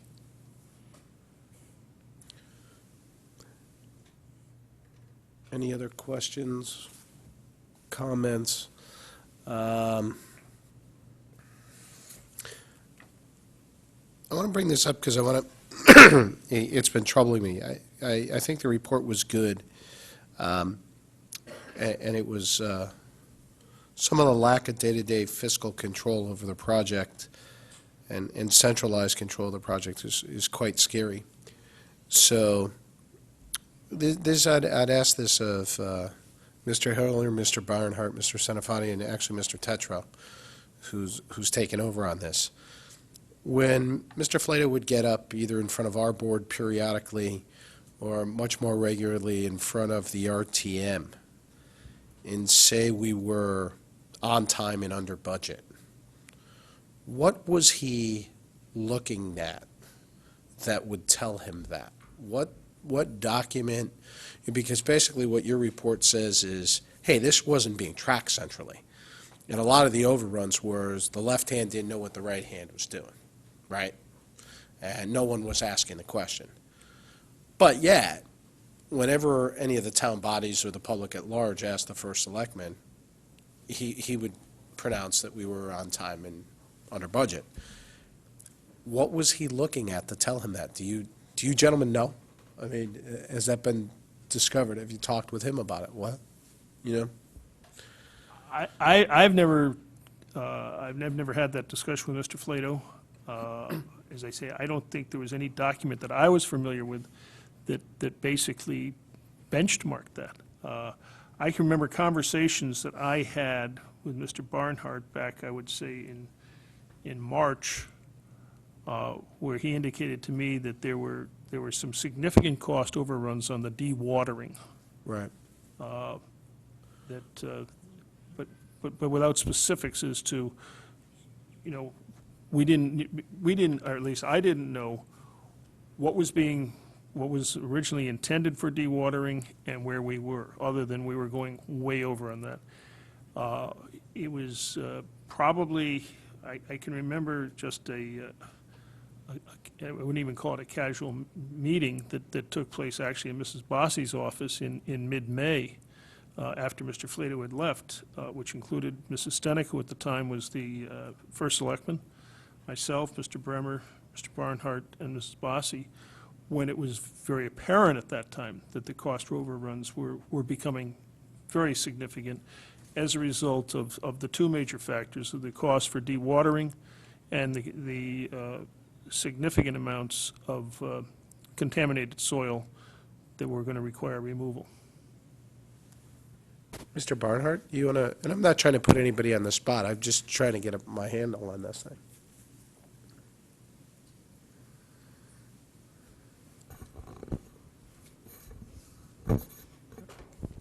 I'll start by saying I don't presume to know what necessarily the first selectman was referring to at the time. I don't know exactly what was in his head. I didn't attend those particular meetings. I did provide a series of reports to him, primarily tracking construction, inspection, and engineering costs, for which I was directly responsible, beginning in January through April, and then continuing subsequently in a much more robust fashion with the interim first selectman and now first selectman Tetro. I do recall specifically cautioning the first selectman that we were, at that time, January, February, March, and even early April, still fairly early, because even my April report was only up through February actuals. So we were through the winter months, but just beginning to come into the peak of the construction season. And we still had a significant amount of work yet to be done. And that report in April indicated that we had, based on the quantity overruns and cost issues that Mr. Hiller partially identified, we had largely exhausted our contingency by that point in time, if those projections held. And my concern, which I expressed to the first selectman at that time, was, while on paper it would still appear that we had some room. Is that where he might have come up with the 300,000? Correct. Right. Caution, perhaps just by nature, I'm more of a glass half empty kind of guy, but I cautioned that we still had a long way to go, and there were other issues that could come up during the course of construction that would put that in some jeopardy. So I know when the former first selectman attended the committee meeting, he alluded to those as generalized concerns, and they were. I didn't have anything specific to point to. Obviously, if I had something specific to point to, my projections would have been different. But it was just a feeling on my part, based on, again, February expenses reported in April, so there was always a couple-month lag time, that even at that point in time, we had some fairly significant cost issues And they're still the same today. There's about 10, maybe a dozen items where we're significantly over. Most of those have to do with environmental remediation components, treatment of contaminated groundwater being one. But those account for a lot of the cost issues that we were confronting at that point in time. Thank you, Mr. Barnhart, and thank you for your candor. And Mr. Senafani, do you have any comments on that? Do you know of anything? Did you see any reports that would indicate that? No, I think somewhere in here I do say that I didn't see any reports at all, other than there was the Barnhart was generating, at that late stage, but there was nothing else Okay. that I saw along the way. Mr. Tetro, did you see anything in your handoff and transition period or after? Well, I know Mr. Fleta was gone by that time, but I'm just trying to find the basis for the comments at repeated meetings. I guess starting with two things. I met with a former First Selectman for a few hours in late April, where he was stepping me through anything in anticipation of my stepping into the position at that point. I left that meeting without any paper at all in my hands, and the comment that the project was in good shape. I think that as I listened to the report and I look back at what we had, I think, and I'm going to refer to this report, gentlemen, which you may have, I think you've seen similar reports at some point. I don't know if I have. I'm holding up a spreadsheet that, if I can find it here. One, has no dates on it, has a post-it on it, said it was presented based on contractor estimate at 3/13, expenses through 2/28. It shows that actual to date through 2/28 spent were $13,472,000. There's absolutely no budget. It doesn't tell whether 13 million is in fact 10% under budget because we should have spent 15 million by then, or in fact is 30% over budget because we should have only spent 10 million by then. It shows that the town of Fairfield's contribution is now up to 4.4 million, projected through the end of the project. So not that that's been spent yet necessarily. However, what that shows is at 2/28, we had basically projected to spend the entire contingency. As you've heard earlier, we didn't really have the 5 million that was mentioned in the contract. 4.4 was virtually all the contingency. If you say we're $300,000 under at that point, that's one thing. That is this just on this portion of the project. You'll notice that there's no reports relative to the intersection, which we were probably would have projected at this point to be $800,000 or so over budget. There also isn't, even though it was being talked about in several letters and correspondence in March and April, the excess soil that we carry in our budget now at $2 million was identified as 10,000 cubic yards that had to be found a home for, if you will, or found a place to deposit, be it on-site or off-site. That was part of the ongoing negotiation. So that's a $2 million item that has grown to 12,500 at this point, plus or minus, but at least 10,000 was the estimate at that point. That's a $2 million item that is not carried at all in these projections. And that was known as of the April timeframe? Letter I have is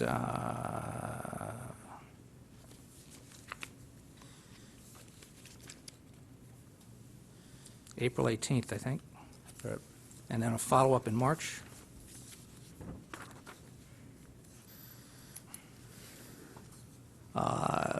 Letter as of April 18th, based on 10,000 cubic yard estimates, the liner will be extended about 60 to 80 feet into the courtyard. The additional cost of this work has yet to be fully determined by the town. It's part of an ongoing negotiation with BlackRock as to what to do with the 12,500 cubic, or the excess contaminated soil as it's referred to currently. So that problem had been identified, no cost had been assigned to it. So there's $2 million in overrun right there that should have been known at this time. There's no budget item. The intersection, because there's no total project reporting, there's no comprehension of any overruns on the intersection project. All right, so that's in the $3 million range right then. When we sat down actually a few days into Selectman Stenick's term, we identified like a $1.8 to $2.2 million overage, and that's what basically kicked off the whole discovery into, okay, exactly where we are. Let's get a lot more detail on board, all hands on deck, and let's find out what the magnitude of this overage was. Because that 2 million, plus the 2 million for the excess soil, plus, forgive me exaggerating, $1 million on the intersection, that's 5 million right there, the first week in May. Right. So in fact, from that point on, the overrun hasn't extended that much. We had 6.5 at the end of June that we budgeted. It's 7.5 now, as you'll hear later, but $1 million of that is contingency on top of that. So really, most of this overrun was in place in the April timeframe. Thank you, Mr. Tetra. Mr. Brown? It's not really a question, it's just a statement, as maybe we wrap this up, because this report could be a case study in how not to run a project. Matter of fact, I would recommend people that teach project management classes or courses or seminars to use it as a case study. And I'm not talking about the work Mr. Barnhart did or anybody that ran this operationally, because basically that's what Mr. Barnhart was doing. It seems to me, he was told, just, you're trying to get the job done by a certain date, but nobody had real responsibility for the finances. Matter of fact, there's 2 people running the project, not even one person. I guess from one I'm reading, the town engineer was running the intersection. And nobody's really communicating. Maybe they're communicating verbally, but we really don't know what was said, because there's no documentation. I mean, we could meet every night for a month and still not really get a real feeling of what happened here, except for what's in this report. What we do know is it looks like we need to come up with $7.5 million to get this thing fixed. So I just make that comment. I don't, Mr. Barnhart and I don't know, the town engineer, it seems to me that they were just running this thing on a day-to-day basis, operationally. There's a timeline. They're told we need to be within a certain timeline, and nobody's talking to them about finances. They don't even know what the budget is. I don't even know if they, really if they read the contracts. So I just point that out, that I think this report is excellent, and it lays it out, and I think, we get a pretty clear understanding of what happened here. It's just unfortunate. Thank you, Mr. Brown. Mr. Stone? I want to echo what Mr. Brown said, but I do have a question. When you were doing this and interviewing everyone, and there was also a lawsuit going on, and I was wondering how that affected this, if you, maybe things were, you said there was no fraud, and I believe you, but if there's a lawsuit going on and we're not knowing about cost overruns, did that have anything to do with it, do you think? I'm just asking for an opinion. I don't believe so. I mean, the work that we were doing was, relatively backward-looking accounting, looking at all the schedules and getting all the information and putting together, what happened and what we might have done differently and how to do things better going forward. I can't, and I'll let the other committee members speak if they wish, I can't believe that any pending lawsuit or any other ongoing activity would have had any influence on what we did or what we learned. Not what you did. I'm saying there's a lawsuit going on, and a lot of it's environmental, obviously, and a lot of this cost overrun That is stuff, okay. environmental. And that's what I'm just, Are you asking, do I think that those lawsuits added expenses to this project? I'm not sure. no, not Okay. at expenses, but because of that lawsuit, we weren't being told that the project was being overrun. I don't know that answer, I'm sorry. Yeah, all right. I don't know of that to be the case. Okay, I just wanted to feel Yeah. it, because you examined it a lot more than we did, obviously. No, that's, Anybody else? Excuse me. I just want to agree wholeheartedly with Mr. Brown's comments. I thought they were excellently done. Having been a financial professional for over 20 years, I don't think from a fiscal management standpoint, I've seen a day-to-day operation of a project like this run as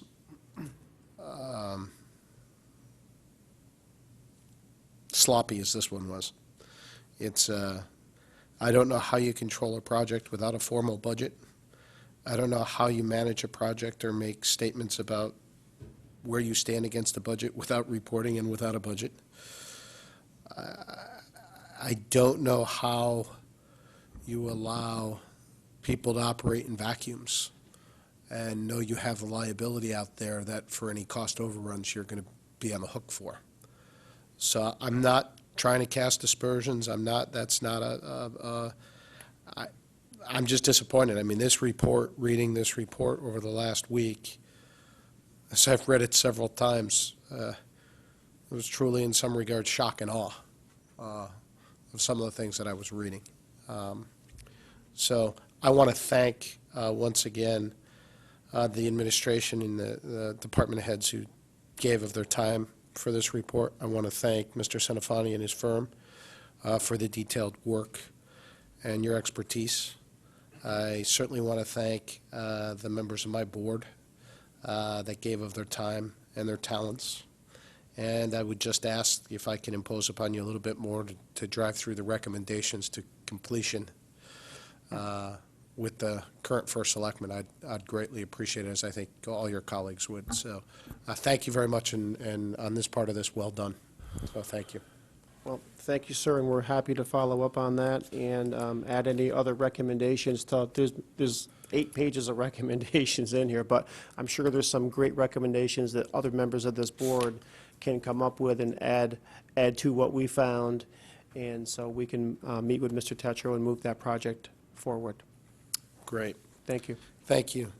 At this point, if everyone's okay, I'd like to just ask the first selectman to come up with whomever he wishes join him, to hear a report from him on the current status of the Metro Center project.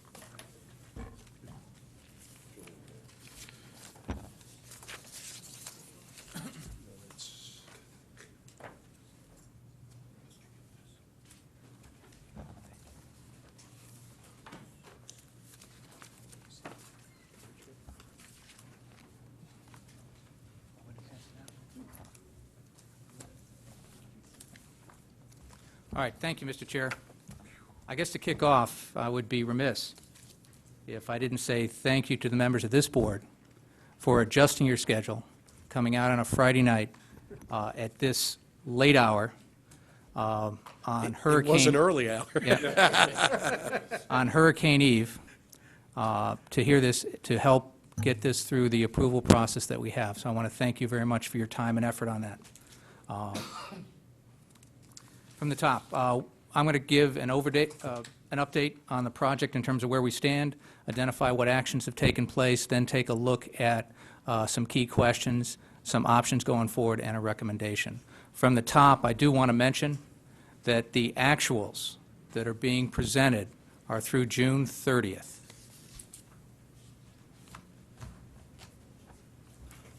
I kind of covered the agenda. Schedule and milestones, those really haven't changed much. We're looking at a contract completion probably closer to late November.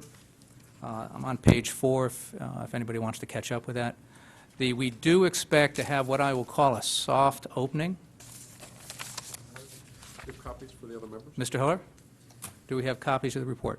I have some extra copies of the people.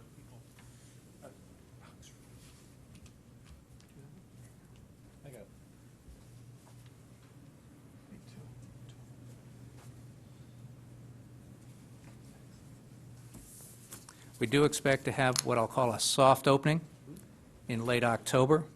The state is very committed to having the train station open sometime before Halloween. With respect to the intersection, that is pretty much done, or substantially complete is the term that is used very often. There is a fair amount of paperwork and closeout work to do as part of that. So that's why you'll see on here that the project closeout would extend through October, but that's not real work so much as it is some of the final, for lack of a better term, final punch list items. Looking next at project expenses and then at the Metro Center. Looking just initially first at the construction, and that's the biggest segment of work for the Metro Center. You can see that we've expended at 19.9 million. They've got 8 million to go. If you look at the estimate to complete column, the first item is 4.9 million. That's mostly for the parking lot, roadway, and some site infrastructure. You can see the shoreline remediation is pretty much done. We have some environmental remediation to go. Again, these estimates are as of June 30th actual, so that a lot of that was done in, or is work that's been done in July and August as we're moving forward. A little bit to go on the site walls. That brings us up to a $27.9 million number. If you turn the page, if you're looking to tie out, if you look the third line down on the chart, you'll see construction as a line item. If you go over to the far right-hand corner, you'll see that's 27.9, so that chart ties out to this chart. You can see the first two items were done as they were in the June presentation. We have tried to keep this format, these activity labels, the same as we did in June to make it easy to tie back to where we were. You can see construction has the 8 million to go. The excess soil disposal is still at the 2 million. We haven't spent any of that money and we haven't solved that problem yet. We did add in a line item for contingency for $1 million, which you may have heard about, and we covered it right here. We just put it as an additional line item on here. Between the $8 million for construction, $2 million for excess soil, $1 million for contingency, that's 11 million of the 12 million we have to go. So you can see that that is slotted in there pretty well, and that totals out at 40.8 million. Moving on to the intersection. As I said, the intersection work is mostly done. You can see as of June 30th, we really only had about 300,000 left to go. It is just part of the challenge of closing out a project. In this case, because it involves intersections, there were a couple complicating factors involving one or two specific intersections that had slowed that up a bit. Then going back, looking onto the combined expenses, and this, as I mentioned, is one of the charts or one of the perspectives that was missing at the project up until June when we decided to combine them all and take a look at the full project. You can see that the estimated cost to complete is $12.5 million. 7.5 of that is the additional funding we're requesting later tonight. That means we have approved about $5 million in funding, and roughly, if you look at kind of a run rate, that would be about $2 million in July, $2 million in August, and $1 million for part of September. So that's where, when we get back to this, that the takeaway there is that we have planned this out to make sure that we don't run out of money before the RTM vote, and the additional 2-week allowance for the referendum possibility. Next up are project revenues. And I think from this standpoint, we're actually in pretty good shape. We're totaling out to 37.8 million here, and in the June presentation, the max that we could get was 38 million, so we're within about 200,000 of that, so that's not too bad for where we plan to be. Oh, the one thing we did add in here in terms of reformatting this, if you look down the source column on the left-hand side is where the monies came from. If you look at the first and second column, they'll identify the project it went to. We weren't as clear on this in June and wanted to break that out. And then lastly, the total, just to make sure that we're okay from a total project standpoint.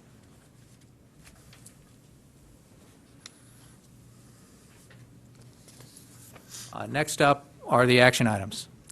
And these really extend from the last update. That was just over 6 weeks ago. Given the plethora of meetings involved, both with your subcommittee, our daily meetings, the RTM subcommittee, and a few special meetings, it seems like 6 months ago, but it was just 6 weeks ago. So that's a long way of applauding your committee in terms of how much you accomplished in a fairly short period of time.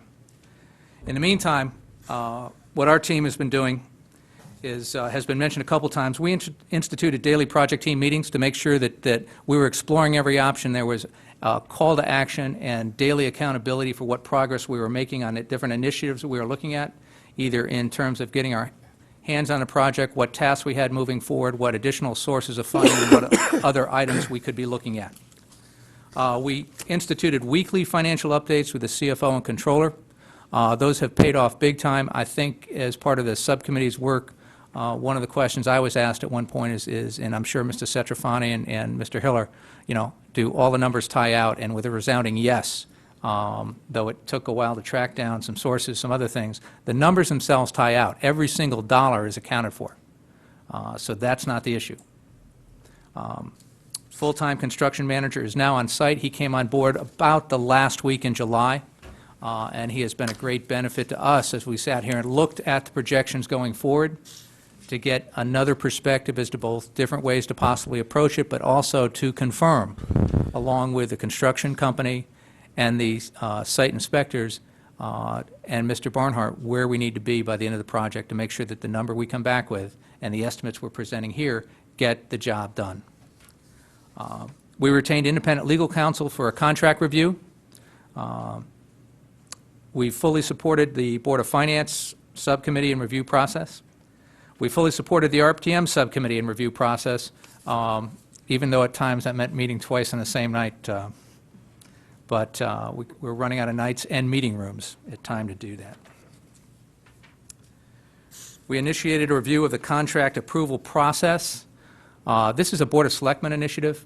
We want to be very clear on, in essence, what a contract is, given once we define what a contract is, what approval process has to go through, and if there are any differences between just Board of Selectmen, Board of Finance, and RTM, or just Board of Selectmen and RTM. This is going to take a little bit more time. We hope to have this done by the end of September. We hope to present this to the Board of Selectmen in early October, and if you would like, certainly would be happy to present that to your board shortly thereafter. We have negotiated with the State Department of Transportation. This has been going since just before the June presentation when we first met with them, and it's been an ongoing negotiation since then. Certainly there are enough players, and certainly the state has had enough other issues going on during the same time frame that this was a very long, very detailed, and very involved process. In addition, we've been negotiating with BlackRock Realty. This negotiation really goes back, frankly, to before I got here. The excess soil issue has been talked about since March and been pretty much fully comprehended since then. So that's been an ongoing issue of back and forth in terms of what to do with the initial 10,000. Now the estimate is 12,500 cubic yards of excess soil. We explored off-site disposal options with the Connecticut DEP. And forgive me, some of these department names have changed given the recent state reorganization. But this, if you remember, Senator McKinney stepped up at the special Board of Finance meeting in, I believe, on June 29th and mentioned that there might be a state option for taking some of that soil. We explored that fully. That's not an option. We explored any other options in the state. That is not available. It appears at this point that we would be disposing of the soil somewhere in Pennsylvania. Next, we applied to DECD for a targeted brownfield grant or loan. And we actually applied. We thought we had some opportunities there at first, but that money is targeted elsewhere and is not available to us. Excuse me, Mr. Tetra, the acronym DECD, what does that stand for, just for our edification? Even though it's not, I'm not sure it's quite used anymore, but we will do our best. Mr. Barnhart?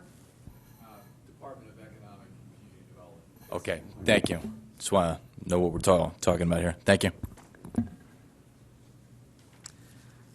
So that's kind of a stepping through the actions that we took place in the last 6 weeks to kind of make sure we've done everything, explored every option, and tracked down every avenue to come up with the alternatives and some of the choices for moving forward. As we went through that, there are a number of key questions that came up, and I thought it best to cover those right from the start.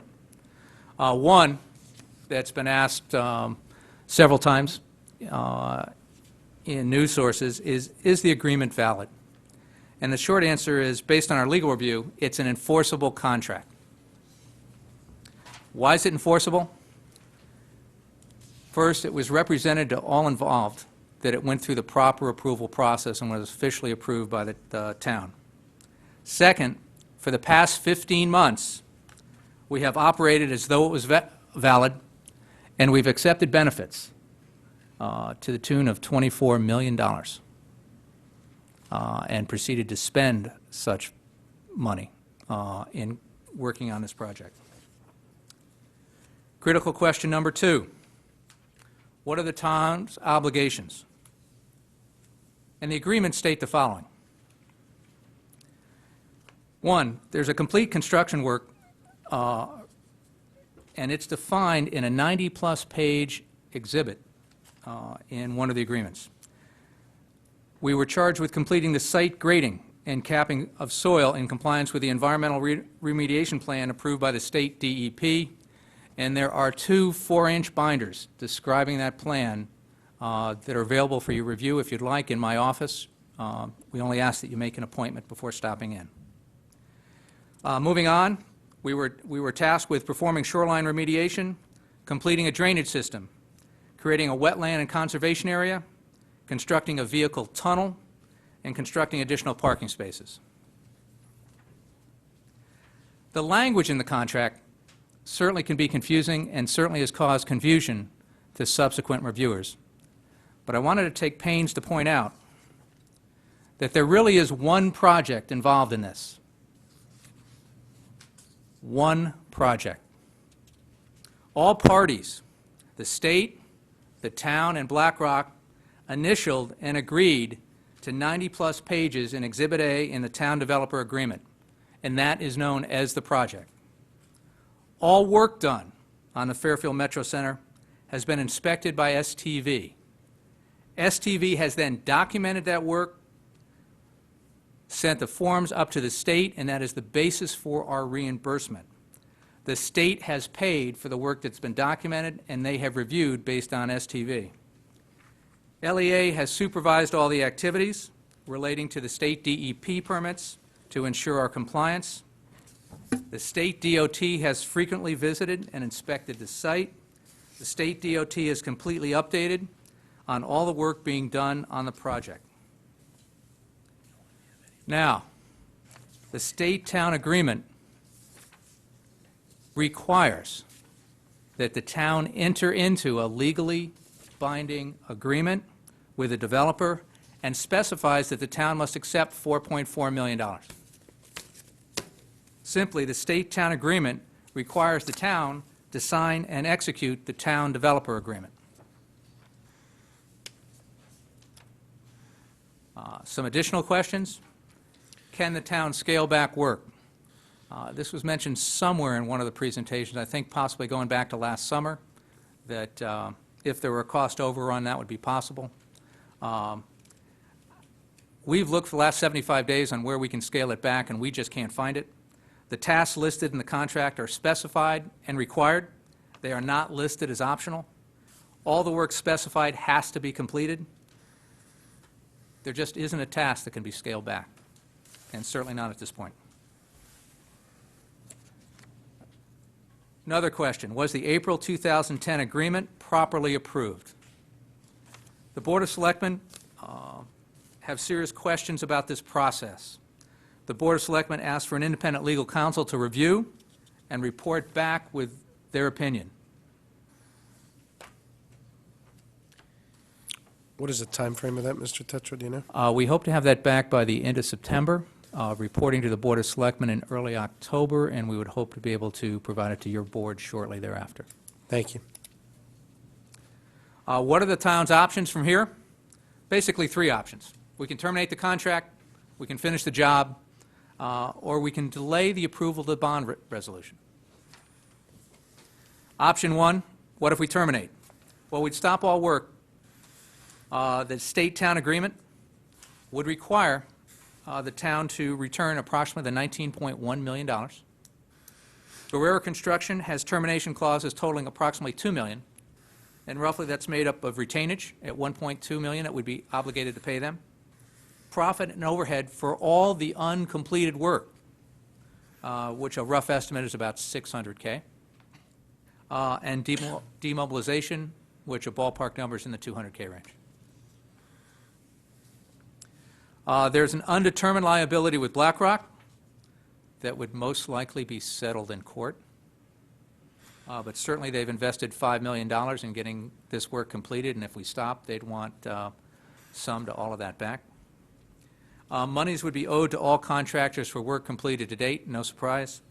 And there would be most likely some additional legal fees involved in settling some of the disagreements that would come out of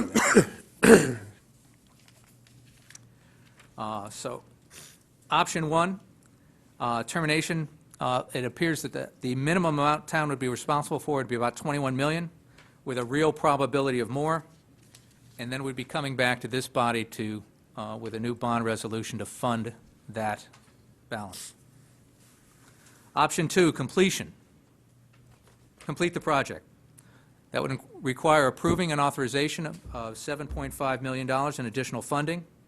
This amount includes approximately $6.5 million in additional planned work, or in the planned work that's left to be done on the project, rather, and $1 million in additional contingency.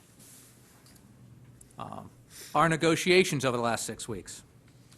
We spent the last 6 weeks in serious negotiations with the state and BlackRock to open up the contracts, to get their commitments to contribute to the project and towards the current cost overruns. The goal was to reduce the cost to the town and to our taxpayers. Now, neither party was obligated to do anything. We basically told them we needed help. A year ago, we stepped up when the state needed help to finish the project and BlackRock needed help to get out of foreclosure. From our partners, the state DOT has come through with additional funding. The state will provide a minimum of $2 million and as much as $3 million to complete the parking lot and the roadway. Two specific functions. The state objective is to have an opening of the station by October 31st. And I would just point out that is dramatically different than having the project finished by October 31st. This date is what is driving their incentive and their contribution. The contribution would reduce the town's net obligation from $7.5 million down to either 5.5 or in the 5.5 to 4.5 range. However, since this money would be reimbursed to the town after expenditure, it doesn't change the need for the $7.5 million as the initial authorization to spend. Mike? Yes. Can I interrupt for a second? Certainly. The, just because we went down this road before last year and found out that there was an agreement to pay it back through the operating income of the parking lot, is there any such ties to this funding, or is this funding an outright grant that will not be paid back to the state? There's a letter of agreement that should be in the last page of your PowerPoint, and this would be an outright grant to us. We are not paying this back. Right, so there's nothing separate from this document. At the moment, what I asked the state for, and I should point out that we're negotiating with now Commissioner Redeker. Commissioner Redeker has been somewhat involved in the past few weeks between state layoffs, the Metro North meetings and the train delay and all of that, as well as he's been in on a number of the conference calls because DOT is playing a big role in highway clearance and everything else as part of the hurricane buildup. In between all that, he took time to negotiate with us, sort this out, and write up the agreement that I said I needed in writing, because given recent events, I wasn't going to come back here and say, trust me, that we have that agreement that specifies out, for lack of a better term, a letter of agreement. That agreement in itself is not binding. You'll see clearly in there, it says, based on this, we draw up further agreements, and those further agreements, it's clearly understood, would be subject to the approval of the Board of Selectmen, Board of Finance, and RTM, as well as a review by the Attorney General. So we tried to specify all the terms in there, Mr. Flynn, and I think that that was a fair amount of documentation to get done. That document itself, we got the i's dotted and t's crossed about 12:30 on Wednesday. Thank you.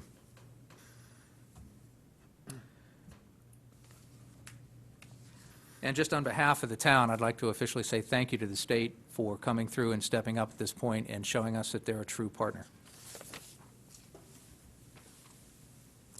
Next, I'd like to move on to BlackRock's commitment to help. And at this point, as of today, BlackRock has declined to help. And it's greatly disappointing. When they were in foreclosure a year ago, they asked for our help and we stepped up, and the state stepped up. They are sitting here with a site that will be cleaned up and is worth a lot more than a contaminated site that they had a year ago. They are now in a position to build out the 1 million square feet of development and are currently now out there attempting to sign up tenants. They've got footings in the ground and they're ready to build. And when we asked for their help, they said no. I can't tell you how disappointed. You know, I've heard since I got on board that we were partners. I've got to tell you, this is not my definition of partnership in any manner, way, shape, or form. So when I asked if we were to go it alone on this, we are going to go it alone, and we're going to go it alone without BlackRock's help. The town shall manage this project to completion. We've got our construction manager on board. We're going to continue to look for ways to minimize the cost going forward. All right. The bond resolution later tonight is an authorization to spend up to $7.5 million. It is not a commitment to spend $7.5 million. We are going to look for every way to finish this project below the 6.5 in identified costs now and not to use the contingency. We're going to follow up for additional grants. And just to clarify, because it came up in, I believe, in the subcommittee meetings, there has been some reference to $400,000 to $600,000 additional grant that we can use towards the intersection improvements. I think it was also mentioned that we were promised that back in February. It is now August. It is almost September. I'm not sure if promised is quite the right word for that. We are still following up on that. We believe we will get some money for that, but we have absolutely nothing in writing that says we will. So we have every expectation, and again, as you'll see when we look at the bond resolution, if we get that, that would lower what we would actually bond next summer. As is the state money, as much as we need the full $7.5 million authorized tonight, the state money will come in between now and next summer, and we will reduce that from what we would actually go out to bond. So our goal is to follow up on additional grants and finish this project by the end of November. The other option is, what if we delay approval? Or what if there's a referendum? And that is assuming that it would pass this board tonight and possibly pass the RTM over the weekend, but or early next week. But to explain this as an option, this option would prove very costly. One, the town currently only has funds to continue at about September 15th. I would point out, with the hurricane coming in this weekend, if we lose power and can't get work done next week, that does extend that a few days, since we're not doing any work on site. A referendum would delay the project at least 6 weeks. That's 2 weeks to collect available signatures, which is why the September 15th date is so important, because that's the end of the 2 weeks. And then we can, in fact, spend the money if we are authorized to do so. There'd be another, the Board of Selectmen, if there was a successful petition, the Board of Selectmen would have to pick a date for the referendum within 21 to 28 days from that point. So that's where the 6 weeks comes from. This delay could cost the town up to $3 million, specifically from the state DOT, because if we have that delay, we won't be able to meet their dates, which are very important, and they may not be willing to honor that agreement going forward. The town would incur additional costs in the contractor's demobilization and remobilization. The costs for extending this project due to weather complications might continue over the winter and into the spring, and that would mean most likely that we'd be coming back before this board for additional funding because the $7.5 million would not be enough to cover the issue. One of the problems with that is that once you extend the time frame, and let's just take one small example of that, is the intersection improvement. Rather than being done in 8 months, it was dragged out over 18. You have inspectors, overhead, on-site people, management that all continue through that, and those are costs that are just with you every day the project's open. That's why the drive to complete is so important. The town, we talked about coming back for more money. So in summary, approving the bond resolution and finishing the project provides the least cost solution with the maximum benefit going forward. And just to be clear, my team is taking this as the challenge. This is our mission, is to complete this project for $7.5 million and get it done. It's dragged on long enough. Completing this project also allows the town to reduce future tax increases by expanding our commercial tax base, both on-site project development and off-site project development. There's no surprise to anybody sitting on this board that how much of our tax increases going forward are going to be borne by existing tax owners. This gives us a chance to create additional taxpayers, expand our grand list at a time when the town is very much built out, and this is one of the few commercial sites left of this size to do that on. It also allows the town to improve the commuter parking situation. While not a total solution, this is a giant step in the right direction. And that's the end of my project update. Thank you, Mr. Tetra. Could you introduce members of your team that are here to assist you in answering questions tonight? Certainly, be glad to.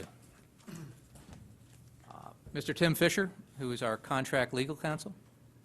Mr. Tom Bremer, Chief of Staff. Ms. Stenick, Board of Selectmen member. Mr. John Staffstrom, Bond Counsel. Mr. Dick Saxel, Town Attorney. Caitlin Bossy, Controller. Mr. Paul Hiller, CFO. Mark Barnhart, Community and Economic Development Director. Thank you. Did I miss anybody?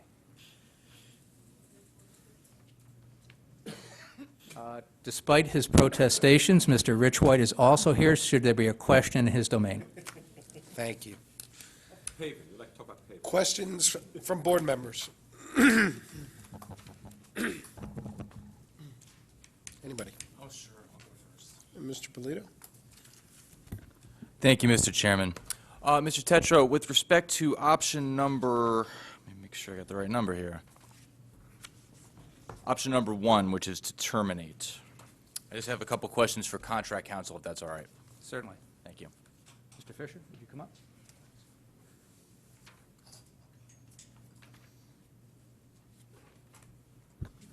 Good evening. Thanks for being here. My pleasure. The deadline we're under with the state, is that contemplated in the agreement from 2010, or is that contemplated in the original agreement from 2003? Do you know? And what is that date? What's your understanding? Well, the deadline that's most recently been articulated is the October 31st for the new funding. That's part of the letter that it's the end of the Right. PowerPoint. Okay. So that's what most recently states that deadline. The 2010 agreement with the state that included the $19.1 million in additional funding was explicit about completing the project. I don't remember specific deadlines in that document. Okay. I do recall a general deadline of complete within 1 year was the anticipation in the town developer agreement, which the state-town agreement required the town to enter into. So I think you could say that it was implicit that the state expected a 1-year completion as well. So from the date of execution of that agreement? No, because I then believe it expected to bid shortly and then complete within a year. So Okay. it was not a precise 12 months from execution, but it was a 12-month project was the anticipation. All right, so what you're saying is that there is some degree of flexibility in terms of the completion date? There was. Okay. Now, in terms of the performance bonuses for the contractors, because that's part of what we're dealing with here, if, say, a hurricane hit and dirt should happen to go into Ash Creek and delay the project unforeseen, what does that do to the performance bonuses? Is there an act of God provision, which if there's something unforeseen that happens, that delay would not impact performance bonuses, or is it just straight up, if we're not allowed to finish by this date and we miss our bonuses, then you got to pay us down to Fairfield? No, they'd get an extension of time. Implicit in most construction contracts and explicit in Guerrera's contract is an extension of time provision that states that there are certain circumstances which obligate the owner to give the contractor an extension of the contract date. Okay. The effect of that would be to move out the date from which both the bonus and the liquidated damages would be measured. Could you be more specific in terms of what events would be contemplated by that clause you just mentioned? Act of God obviously would be one of them. What would be some of the other ones? Certainly. Generally speaking, all delays fall into three categories. Inexcusable, which is to say it's the contractor's problem and therefore they would not be given an extension of time. Okay. Excusable, which means there would be an extension of time but no extra compensation for extended overhead. And compensable delays, for which they'd both get an extension of time on their completion date and extra compensation for overhead and idle time and the like.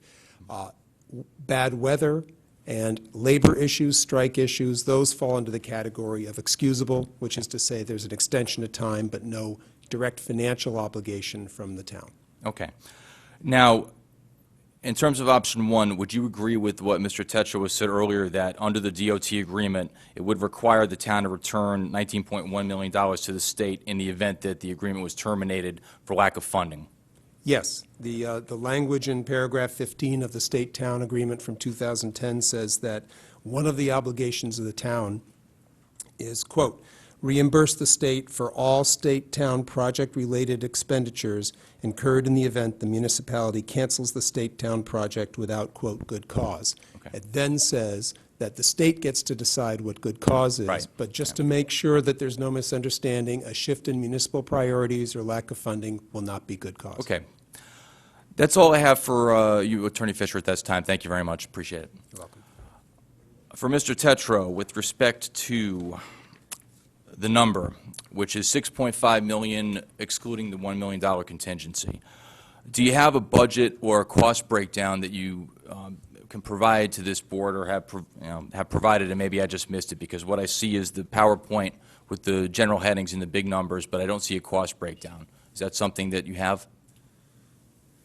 Yes, we do. I can ask Mr. Barnhart to come up here and discuss that in more detail. I appreciate that. Thank you.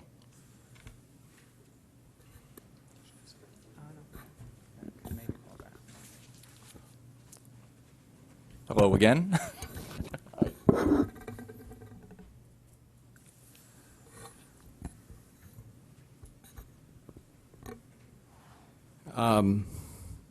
With respect to the additional funding request of 6.5 plus the $1 million contingency, much of that is related to construction expenses that we anticipate post-September 15th through project completion. As Mr. Tetro alluded to, we have funding for the Metro Center project roughly based on our current projected burn rate through the middle of the month. We have basically three major components or tasks yet to be done. There is about 1,000 lineal feet of shoreline which has yet to be remediated. There is, as part of that, a small cell on the one side of the large inlet that it has approximately 750 tons of PCB impacted soils that have yet to be excavated and removed for off-site disposal. We have good characterization both vertically and horizontally as to the limits of those. We've done a lot of extensive sampling since over the last few months. In addition to that, for the balance of the shoreline, we have to basically excavate and remove casting sand materials, which is the basis for the additional excess soil that we have yet to find a suitable home for which there might be a cost of up to $2 million. That's included in that number as well. The other tasks, in addition to the shoreline restoration work that is yet to be done, are obviously, as was alluded to in the proposed the letter from the state DOT, is to finish the parking lot and the roadway. The parking lot is essentially at grade, ready for paving. The paving costs alone are in excess of $1 million. The roadway itself is probably what will drive the schedule in terms of our ability to meet that October 31st date. We're very aggressively managing that schedule right now. The major driver is utility coordination, utility installation in the roadway, and then paving, hopefully sometime in the month of October. That is the bulk of the construction-related expenses as relates to the overall request. Again, post mid-September. We do have in that number as well costs related to inspection engineering figures. We anticipate as part of this that we'll be able to successfully close out the project by the end of the year.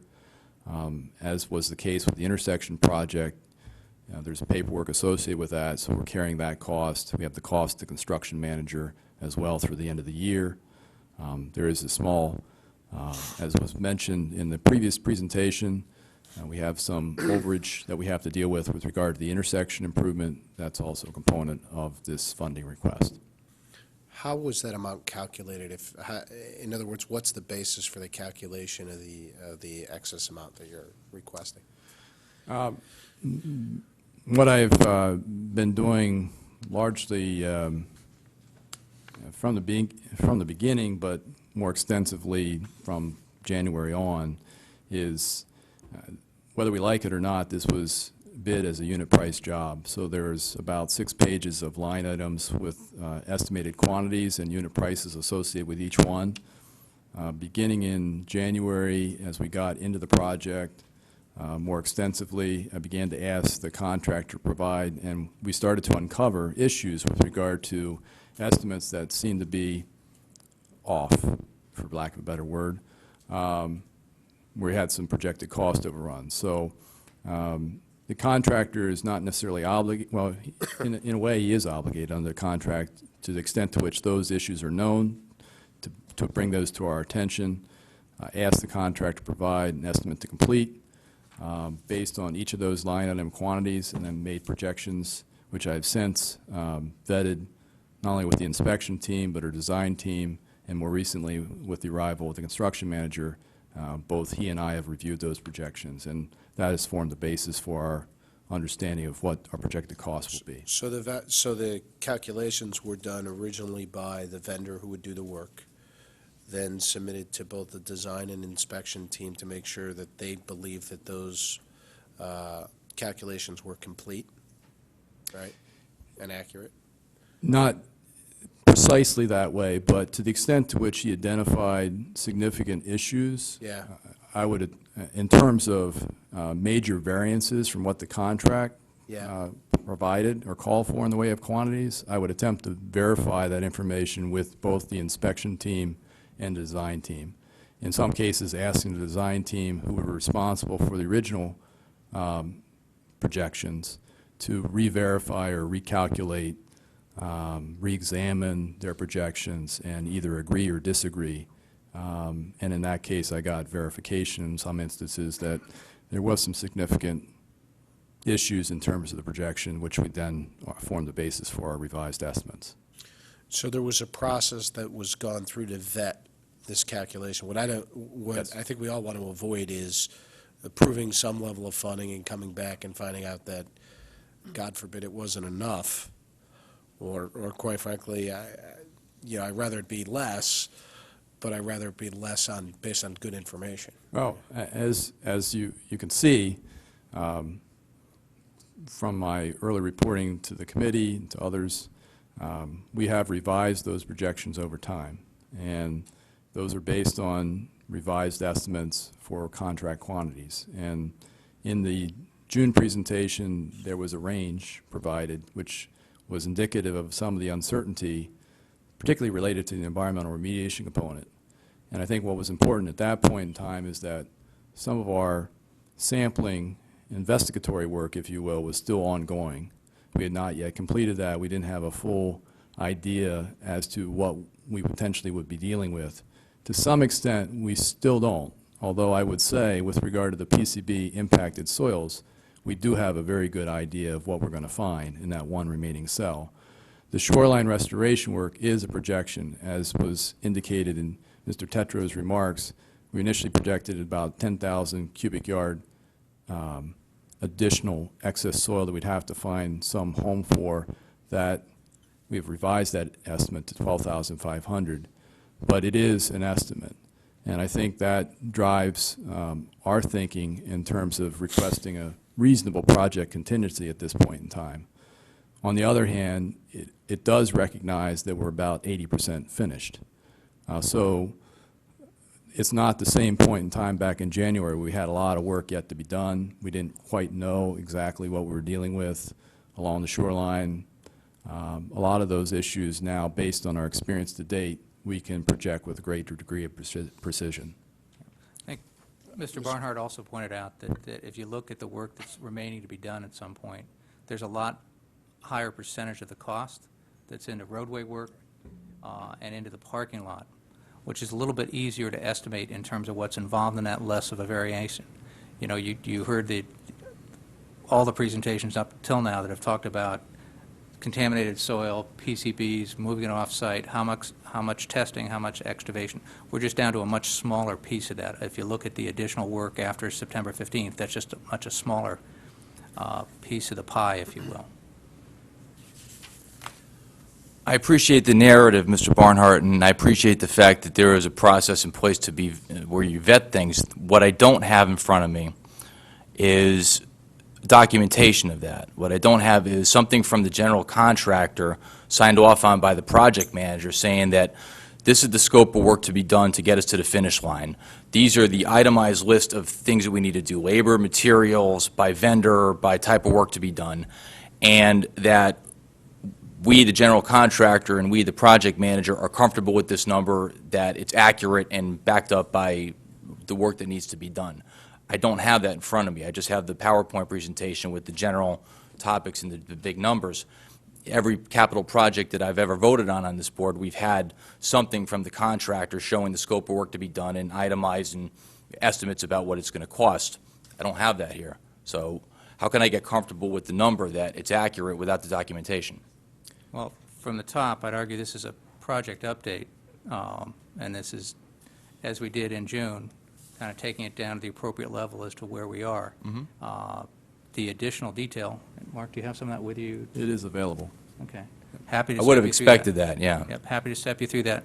It's a lot more detail on that level, but happy to share that with you at any point.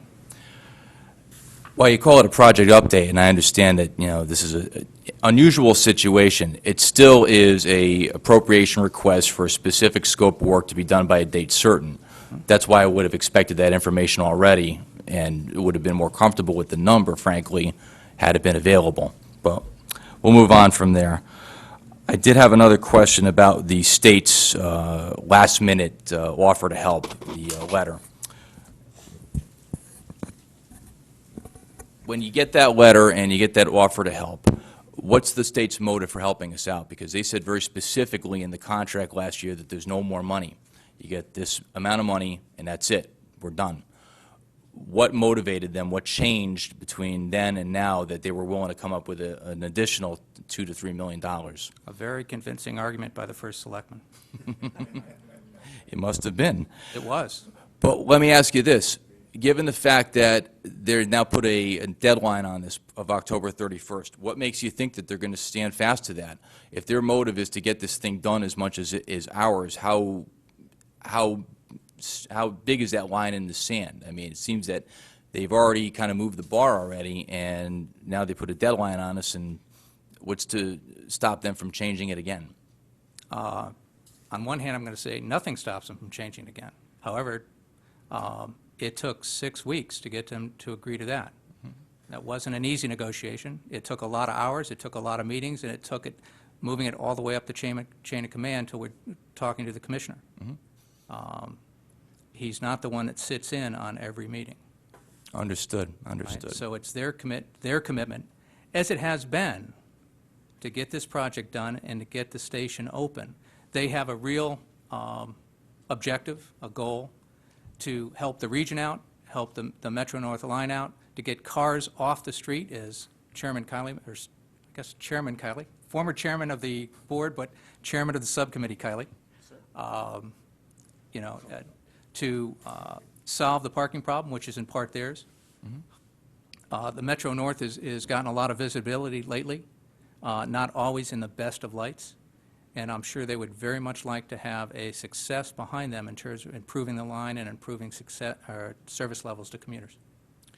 Understood. Keep in mind also that while I appreciate all the effort the state has put into making this offer and appreciate your efforts in negotiating that, they were at least partially responsible for the quandary we were in by virtue of that agreement last year. So I'm not quite willing to put them on a white stallion, but I do appreciate the help. Well, if we didn't want to sign it, we didn't have to sign it. Well, when you say we, it's for a former first selectman, actually. That's exactly who I was referring to. Yep, understood. Thank you for clarifying. All right. That's all I have for now, so I'll let other people talk. Great. Mr. Kiley. Thank you, Mr. Chairman. I had a question that kind of follows on to Mr. Bolito's questions. The first thing is a comment. I want to say thank you to Mr. Tetro. I had the pleasure of being at the Board of Selectmen meeting on Wednesday and going through the presentation the first time. And I'd like to thank you for your negotiations with the state to get them to step up to the table and be a partner. That's great work. Thank you. Which leads me to my question, which is the other, what we called on Wednesday, not a partner, we called them a party to the contract, right? And without revealing anything you can't reveal, I'm going to assume that when you went to negotiate with them, they refused to contribute financially to this current situation. Yes. Did they, or is there an opportunity for them to contribute in another way that might not cost them money but might save us money? The soil comes to mind. Is there, I mean, I'm sure you've thought of this and I'm sure you talked to us about it, talked to them about this, but is there something else they can do that would benefit us in another way? We'd take free lunches for a year, whatever they'd like to contribute. So they. So yes, we've talked to them about a host of things. We've talked to them about a host of options. We made it as easy, as flexible as we could. So they said no to the gamut. Yep. Thank you. Anybody else? Oh, and just to clarify, You didn't really offer free lunch for you. yeah, no, they didn't, but I would suggest that you know, we're still willing to talk to them at any point, though our discussions are in somewhat of a short-term hiatus, I guess I should say. Thanks. Mr. Stone. I know it's hindsight, but would we have been better to let the bank foreclose on them? There's probably a host of issues around that I'm not knowledgeable of. Certainly would be happy to have that discussion, but Too late now, I assume. am far from full informed about that, and there, like I said, there are probably a host of issues that I don't know what the options were at that point, so I just couldn't comment. And we can't take the property over by eminent domain or anything like that, I assume. That's one of the options we haven't totally explored yet, as far as I know. Oh, okay. Good to know. Any other questions? Mrs. Leclerc? Okay. The one area where I'm still not fully comfortable is still with the contracts and understanding, like, our recourse with them. And I guess I'm a little bit curious, who drafted the April 2010 contract? Was it the state, or did we do that? I don't know. Mr. Saxel, can you enlighten us?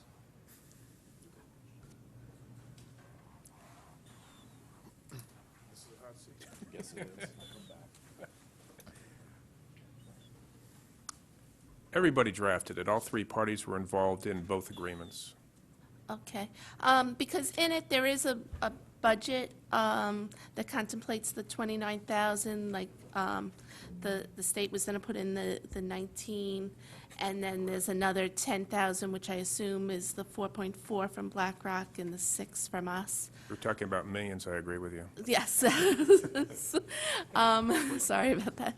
And, So we're all sorry about that. Big toy trains. and so that estimate has now shown to be incorrect. So that's what I was wondering is who came up with that original estimate?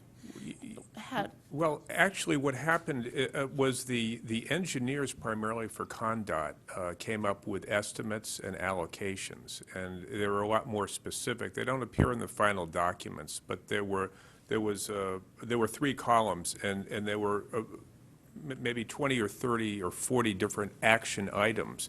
And what the engineers for the state did is they allocated to each of the 3 columns whatever the anticipated cost was of a specific thing. For example, the one that comes to mind at the moment, or a couple come to mind at the moment, the shoreline remediation. Shoreline remediation was deemed to be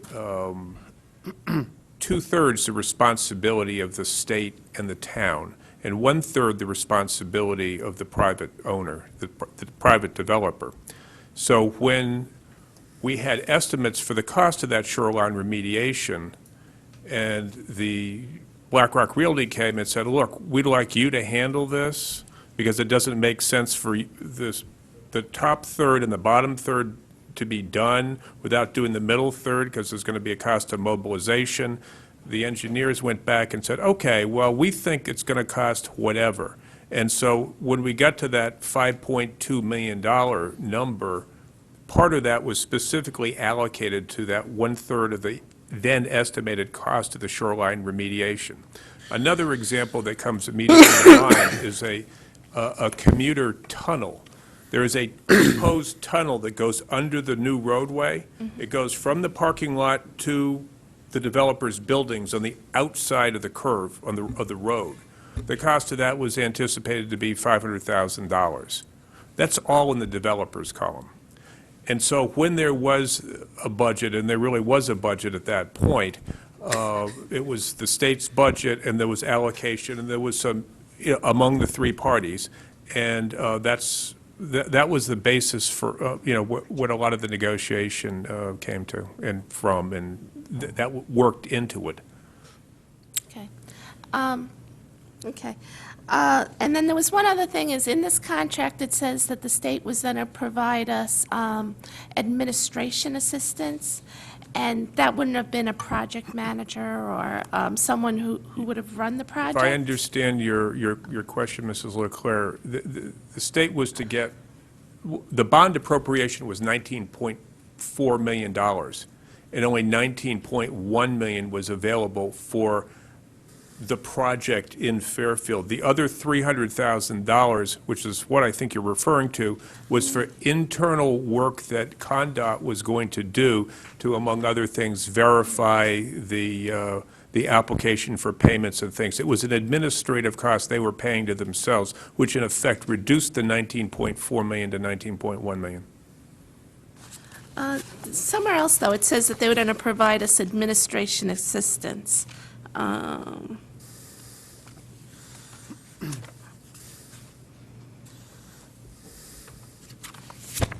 Just trying to find out where it was.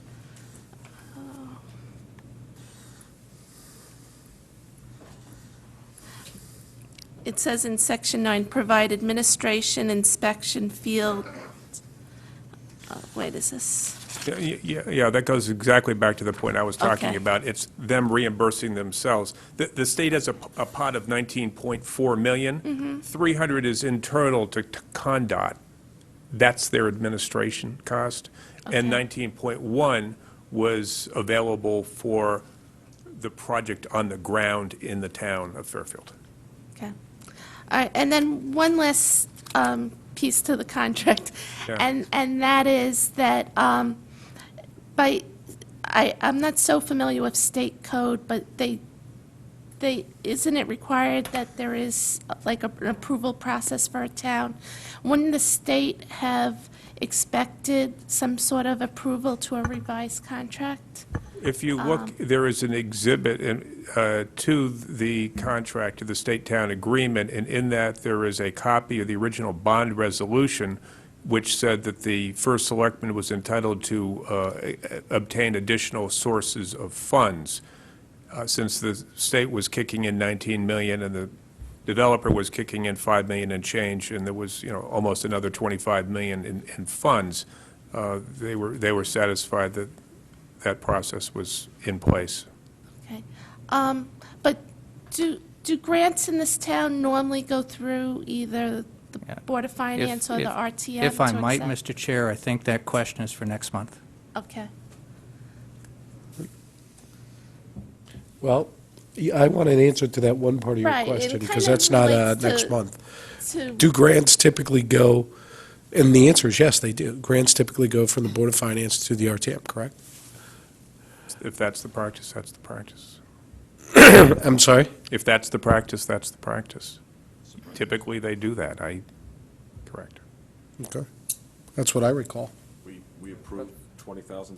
$25,000 for the health department and all that, all the time. Yeah. Yep.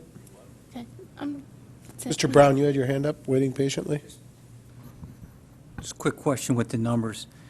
Just on, Mr. Tetra, on page 8 of your PowerPoint, I'm just using this as an example. It says estimated cost to complete the parking lot, roadway, and site infrastructure, $4.9 million. Do those numbers and that whole line, would they match up with what's in the audit as well, somewhere? Yes. The only qualifier would be that Mr. Centrofani grouped his numbers somewhat differently. Right. But the question to Mr. Centrofani, Mr. Hiller, and Mark Barnhart, all in the same room, all at the same time, do these numbers all tie out? And they said yes. So they match, okay. Just the 4.9 million, who, is it one vendor that's going to get that? I'm going to have to ask Mr. Barnhart that one. Page 8, 4.9 million, is that one vendor? Is that all going to Guerrero? Is that split up between, This right there, 4.9? We have one general contractor, and that is Guerrero Construction. He does employ subcontractors, so, some of that work would obviously pass through to his subcontractors, for example, KTM But he is pays them, electrical. correct? Yes, he does. So this goes to, It does go to, we pay Guerrero, and Guerrero pays his subcontractors, correct. all right, thank you. I have a couple, Mr. Mayor, I'll go too, and then I'll go to Mr. Brockfeld, and I'll hold my questions. I have two, excuse me, I'm sorry, Mr. Chair, thank you. I have two questions. I'll be brief with both of them. No, I have one question, one comment. Normally, when we have a bond resolution before us, the agenda will have the bond resolution in it. So my question to the chair is, do you have one prepared? Is there one here? A Can bond we- resolution? Yeah, Should have been in the supporting documentation. It was in the supporting documentation. It was an attachment, There was an attachment. PDF attachment to the email. that came out on the email, but there's no hard copy here? I don't know if Mr. Hiller has hard copies. Yeah. Okay, we should pass that out, maybe? You know, don't share. And I would love to make the motion to do this now, but I know other people want to make the meeting last a little longer. Was that your second question or comment, or was that? And in that vein, I would like to do that as well. I'd just like to note the work and the efforts of several individuals on this whole project, starting with Sherry Stenick for recognizing shortly after she took office, when she was the first selectman, for realizing that there's a problem. I'd like to commend First Selectman Tetro for his thorough project and project management And with respect to the project and the legal issues being reviewed and his analysis there too, and taking control of the project in such a timely and expeditious manner so that the project didn't have to be interrupted because of potential fund flow problems. Also like to compliment him for his ability to obtain the additional funding from the funding commitment from the state. I'd like to commend Mr. Kiley and his committee for their enlightening and comprehensive analysis and report. It was certainly incredibly more than I anticipated. I think you guys did an excellent job. And finally, Mr. Chair, I would like to commend you for your exemplary leadership of the board throughout this evaluation and discovery effort that the board has undertaken. I don't think without your efforts and direction, it could have been as thorough and as well done. I want to commend you as well. Thank you very much, Mr. Mayor. That's very kind of you. I appreciate that. And that's all I have to say. Thank you. Thanks. I would love to Let's make go to a Mr. I will let you do it when the time comes. Mr. Brockfeld. We have to get to the item first. Yeah, actually, I just have one quick question. I think it's going to go to Mr. Saxel. But it's not directly, I'm going to try and keep it brief because it's not directly related to what we're going to vote on. But I've gotten a few questions from townspeople, you know, who know that I'm on the Board of Finance and I see in the supermarket or whatever, and for myself. And it's a legal question, but it's an interest. How did BlackRock Realty come out of this smelling like a rose? Is the interesting question. And I've heard this from a few people. In other words, the way it strikes people, including myself, is that here's an organization that had had an involvement here, had responsibilities, couldn't meet them financially, was in foreclosure. Correct me if I say anything wrong. And then a new deal is struck with the state and us, involving the state and us taking on a lot of the responsibilities that BlackRock was supposed to financially take care of. And yet at the same time, they end up with the same property, the same interests, the same ability to develop the property and potentially have a huge windfall because of all the things we're going to do to make this into a successful train station and desirable location. So, you were involved, obviously, in the negotiations, or directly involved in the 2010 renegotiations. And How did they turn out the way they turned out? Is that really your question? well, yeah, how did they end up being in the position they're in, given where they were at the time when the contracts were being renegotiated? Well, what really happened was that as you know, BlackRock Realty was in a foreclosure.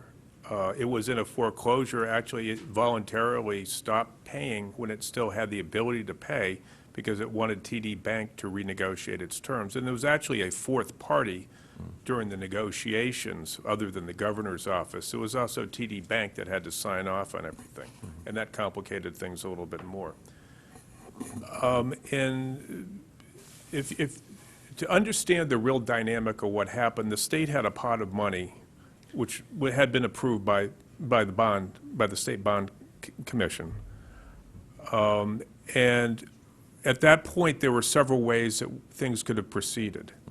BlackRock Realty did not really have much in the way of funds to contribute other than the money that they did contribute, including the conservation bond. The town had a limited amount of money, and the state had this newfound money. All the permits that were in place were local permits in which the town was a co-applicant along with BlackRock Realty. The state could have taken the lead itself to develop the project and talked about doing it. What they specifically talked about doing was to put a temporary parking lot on the Reiner property, which is property closer to BlackRock Turnpike, to create what is known as there is no such thing as a temporary wetland, but where the concourse building is, they were going to create a temporary wetland. So that's how they're going to solve their drainage problems. And the net result of all that is that it would have been a considerably reduced parking lot.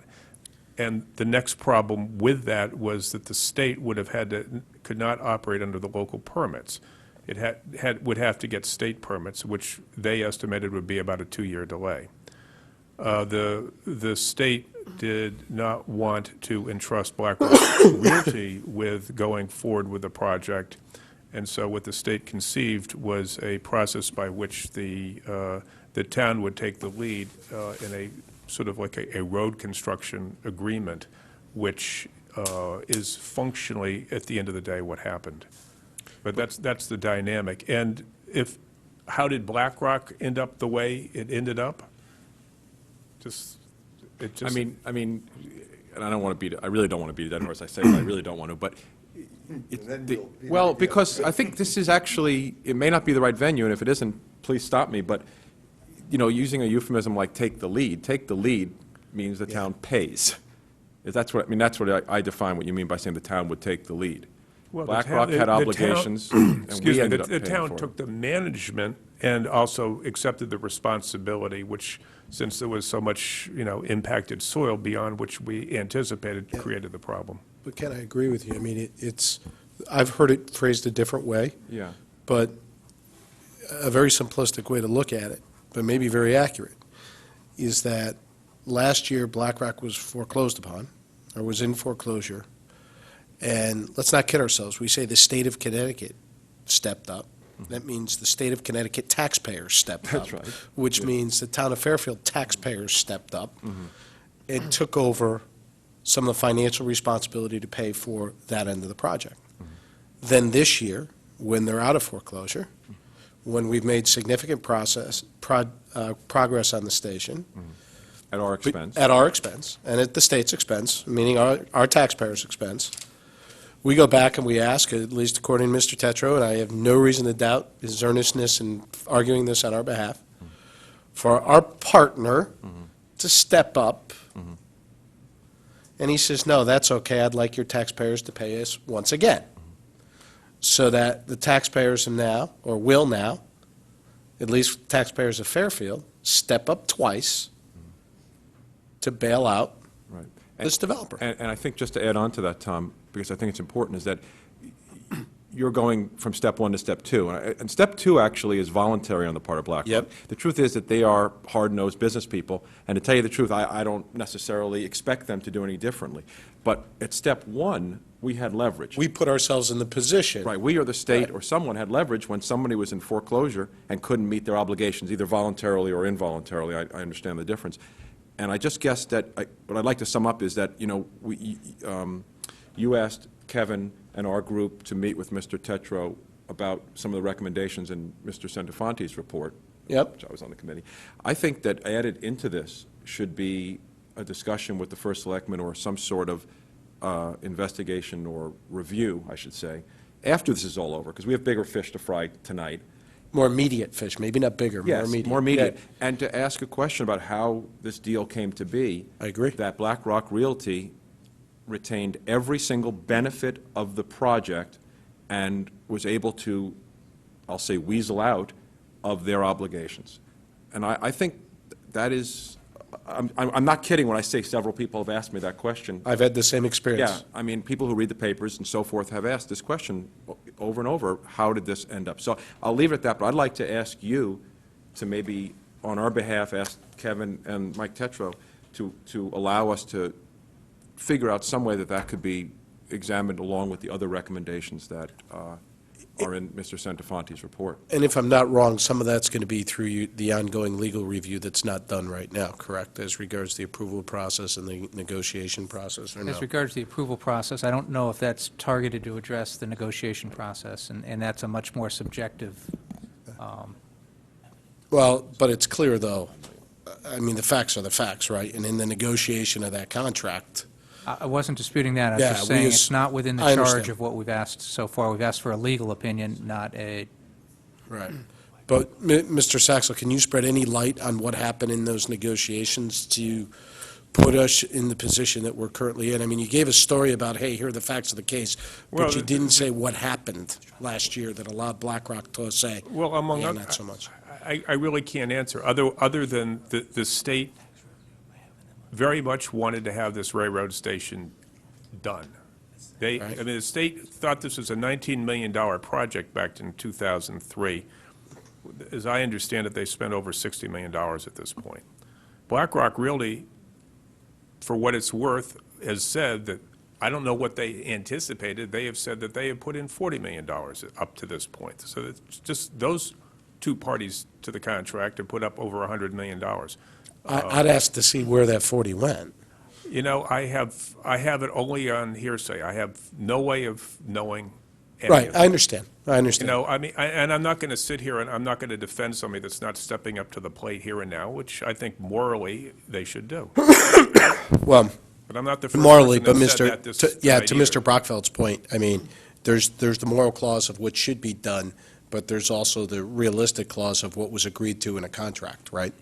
And Correct. it sounds like what was agreed to in the contract hit the taxpayers a couple of different ways here. That's what it sounds like. I don't know whether that's an unfair interpretation, but that's what it seems like. So, Mr. Kiley? Just a quick one. Thank you, sir. I have a question on the August 23rd letter from the state. I'm going to guess to Mr. Tetro, but possibly counsel. On the $2 to $3 million, which is specific to the work mentioned in paragraph 2, is that what I'll call a gross dollar-for-dollar reimbursement of what the expenses are going to be to finish those portions of the project? Or are they subject to your normal 80/20 or any other type of formulas or criteria, meaning we would have to spend more than that to get that much back net? It's my understanding that that's the money we'll get. Oh, so it's not, so that would be great news, and it would also be dissimilar to what's happened up to this point, meaning there's no formula. Okay. All set? No, thank you.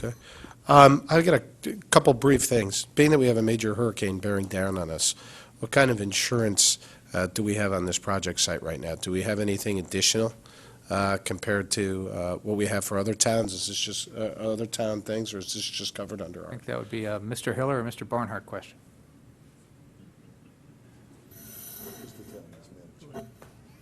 Huh? Who is the town risk manager? I would, just so the board is informed, Yeah. Moody's did send us a 5-question questionnaire today Moody's did? to ask how we were prepared to deal with hurricanes, hurricane damage, what our reserves were, and we're in a position to do that. So we took care of answering all that very positively earlier today. Yet this one is stumping. Second question. Yeah, while we're waiting on that one, can I ask, Mr. Fisher, can you just come up real quick? I just want to, if you don't mind. And again, this is one of those, I'm going to follow Mr. Brockfeld's lead here. It was a good lead-in about what you hear from citizens and what's on their mind.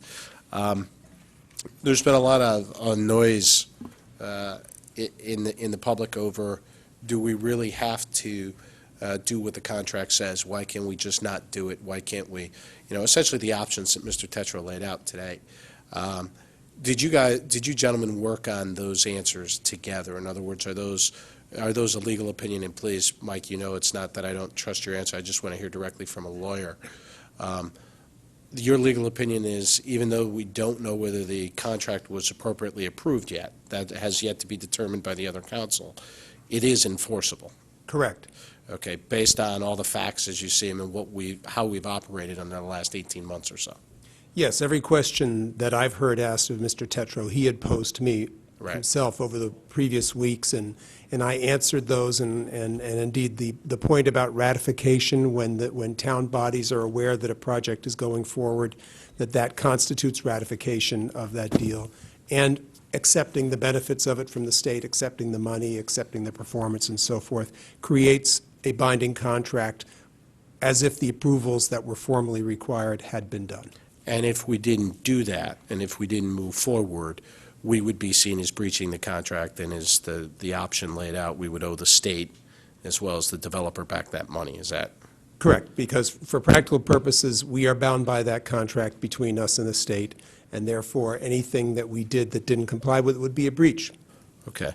There's one other item that another attorney had brought up, and I just feel compelled to raise it. He had mentioned that, hey, there's really two separate contracts here.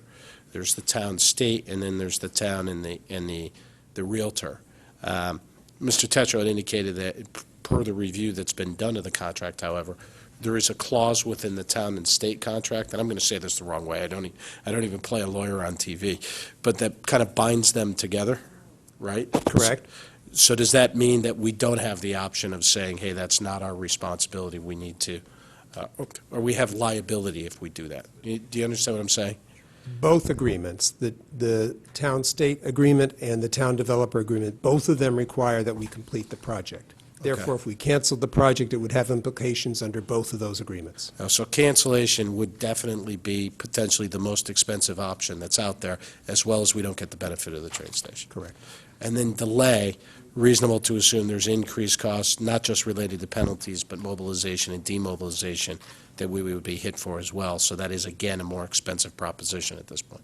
Correct. Apart from putting the new money from Condot at risk, what it would do is, under our contract with Guerrera, would entitle them to costs during a suspension. The town has the right to put that contract in suspension, but we would have to pay the demob and remob and their idle time in between for any forces that they had to keep on call. Right. So it is truly this option of voting for the 7.5 million. Is it, given best available information, the cheapest option on the table to us to get us the benefit of the train station as quickly as possible as well? From everything I've seen, yes. Okay. Thank you very much. I appreciate your counsel on that. Do we have an answer on the insurance question real quick? Drum roll, please. I wish I did. I didn't bring a copy of the bid documents with me this evening, but suffice it to say that the contractor did post the required insurance certificate with the town, as was required as part of the bid package. That is current and up to date, but I don't know the limits of that coverage at this point in time. I can provide a copy of it, but I don't have it with me, unfortunately. Yeah. It is what it is. I mean, he At was this point, it is. he was asked to provide insurance coverage in the bid documents, which he has done. Yeah. Of So all the I don't questions know if- tonight, I I didn't don't think know this if we would be could, the stumper. at this point, come up with additional coverage. Okay.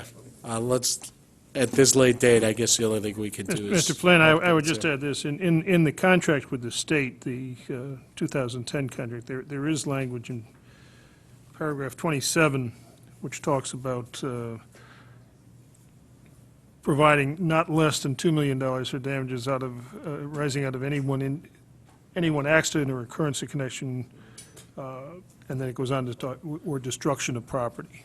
So there is. But we don't know whether weather's in there or anything like that, do we? Okay, well, yet another reason to worry tonight. Okay. Thank you very much for the presentation, and gentlemen, thank you for your follow-up on our questions. And Mr. Tetro, thanks once again for your leadership in this. Any other questions, comments, concerns?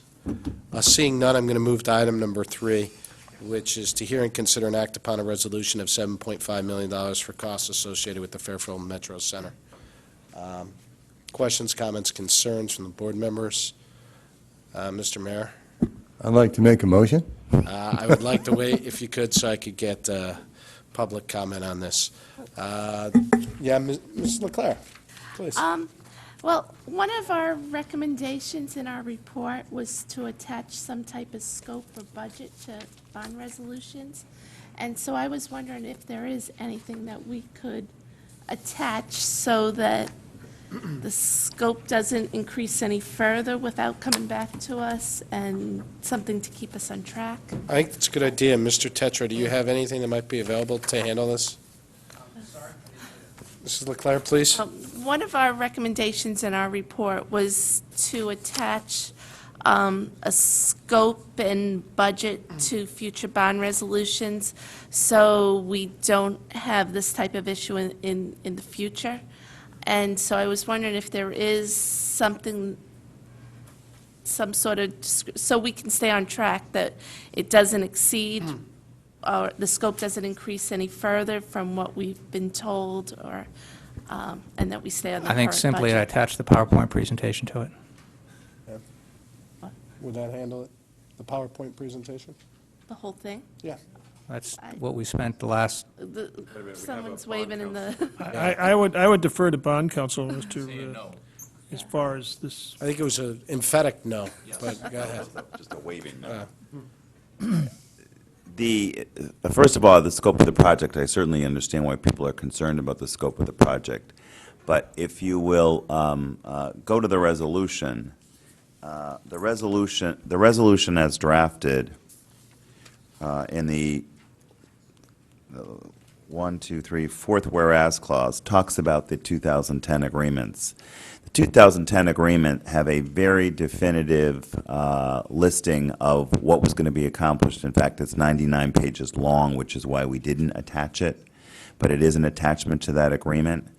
And then if you go over to the first resolved, where there's a discussion of the project, in our view, that discussion of the project ties back to the 2010 agreement and the 99-page listing of what could be done.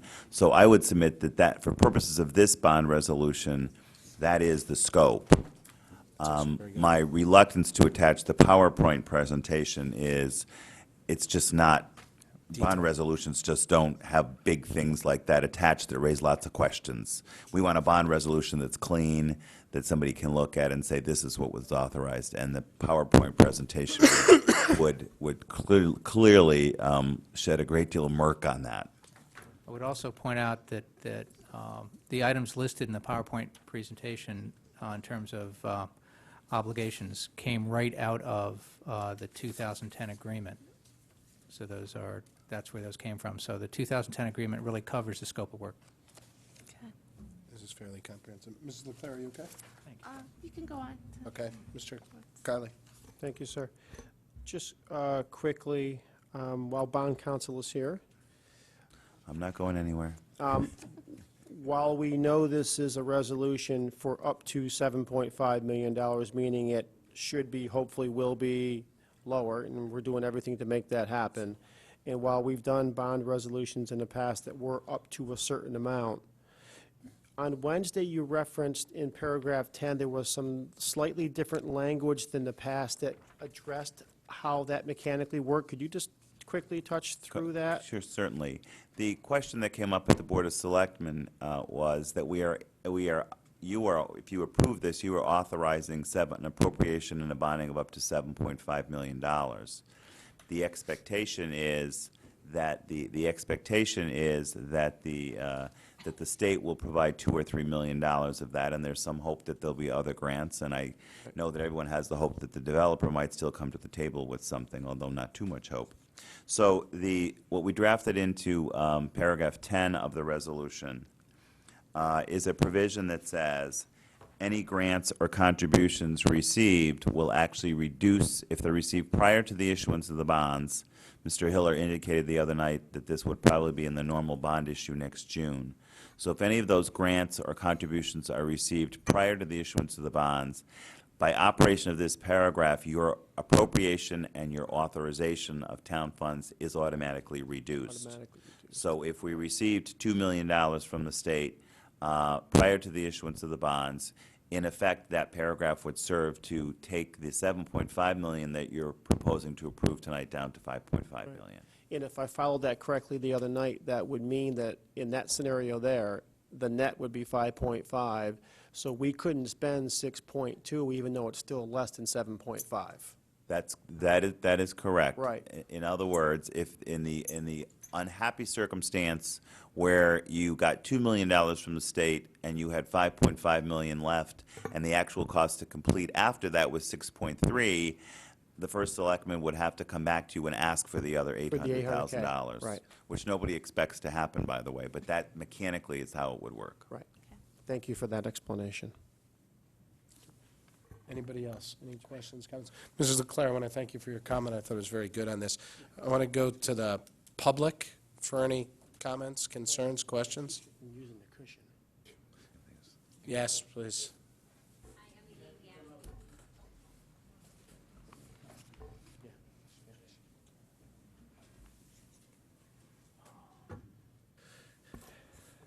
Hi, I'm Elaine Gaffney. I live on High Street. I'm actually running for Board of Finance. My question is just, so I think a lot of the citizens, when they read this in the paper or try to understand it, if the bonding is approved tonight, it's not going to be, or the resolution, I should say, is approved tonight, it's not, the bonding isn't going to be till next June, correct? correct? Mr. Hiller, do you want to talk about We timing? would, we are don't- scheduled, Yeah. we have a note which matures actually next July 20th, with other borrowings. And we would likely put these funds within a bond resolution. Our schedule indicates we'd be issuing permanent bonds, general obligation, 20-year bonds next July, rather. And that the borrowing would actually take place at that time. We do not feel, given our cash reserves, that we would have to borrow funds. We have the authority to borrow funds, but we don't feel there's a necessity to borrow funds prior to that time. Okay, but if the budget for 2010, 2011 has already been approved, which it has, 2011, 2012. 2011, 2012, excuse me, has everybody that's going to be working on the project, do they have to agree to get paid at a later date, since the bonding isn't going to happen? No, as I said, we would basically internally finance Okay. the funds. The town has significant cash reserves to be able to finance this and other projects on an ongoing basis, in part through the borrowing we just did 45 days ago. So the bonding in next July would actually be repaying ourselves? That's correct. Okay. Thank you very much. Thank you. Any other questions, comments, concerns? Seeing none, we'll go back to the board. Mr. Mayor, I almost gave it to Mr. Stone. Go for it. Thank you, Mr. Chair. I'd like to make a motion, the board approve a resolution appropriating $7.5 billion for cost of completing third train station, otherwise known as the Fairfield Metro Center, and related improvements, and authorizing the issue of bonds in the principal amount of $7,500 to finance such appropriation. $7,500,000. Yeah, I know. Do you have a second to that? Mr. Stone has that. Any other questions, comments? Seeing none, all in favor? Opposed? Abstentions? The motion carries.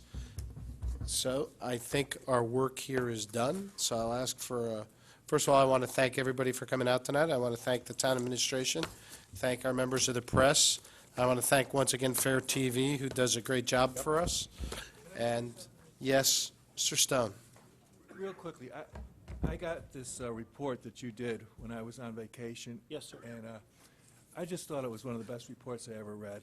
I thought it was just so thorough and readable and understandable. And I just want to compliment the whole group that did it. They did a great job. I know, it really was. We insisted on having a third-grade ring level for Bob. Well, you know what I have to say, these guys did a great job, and they worked their tails off.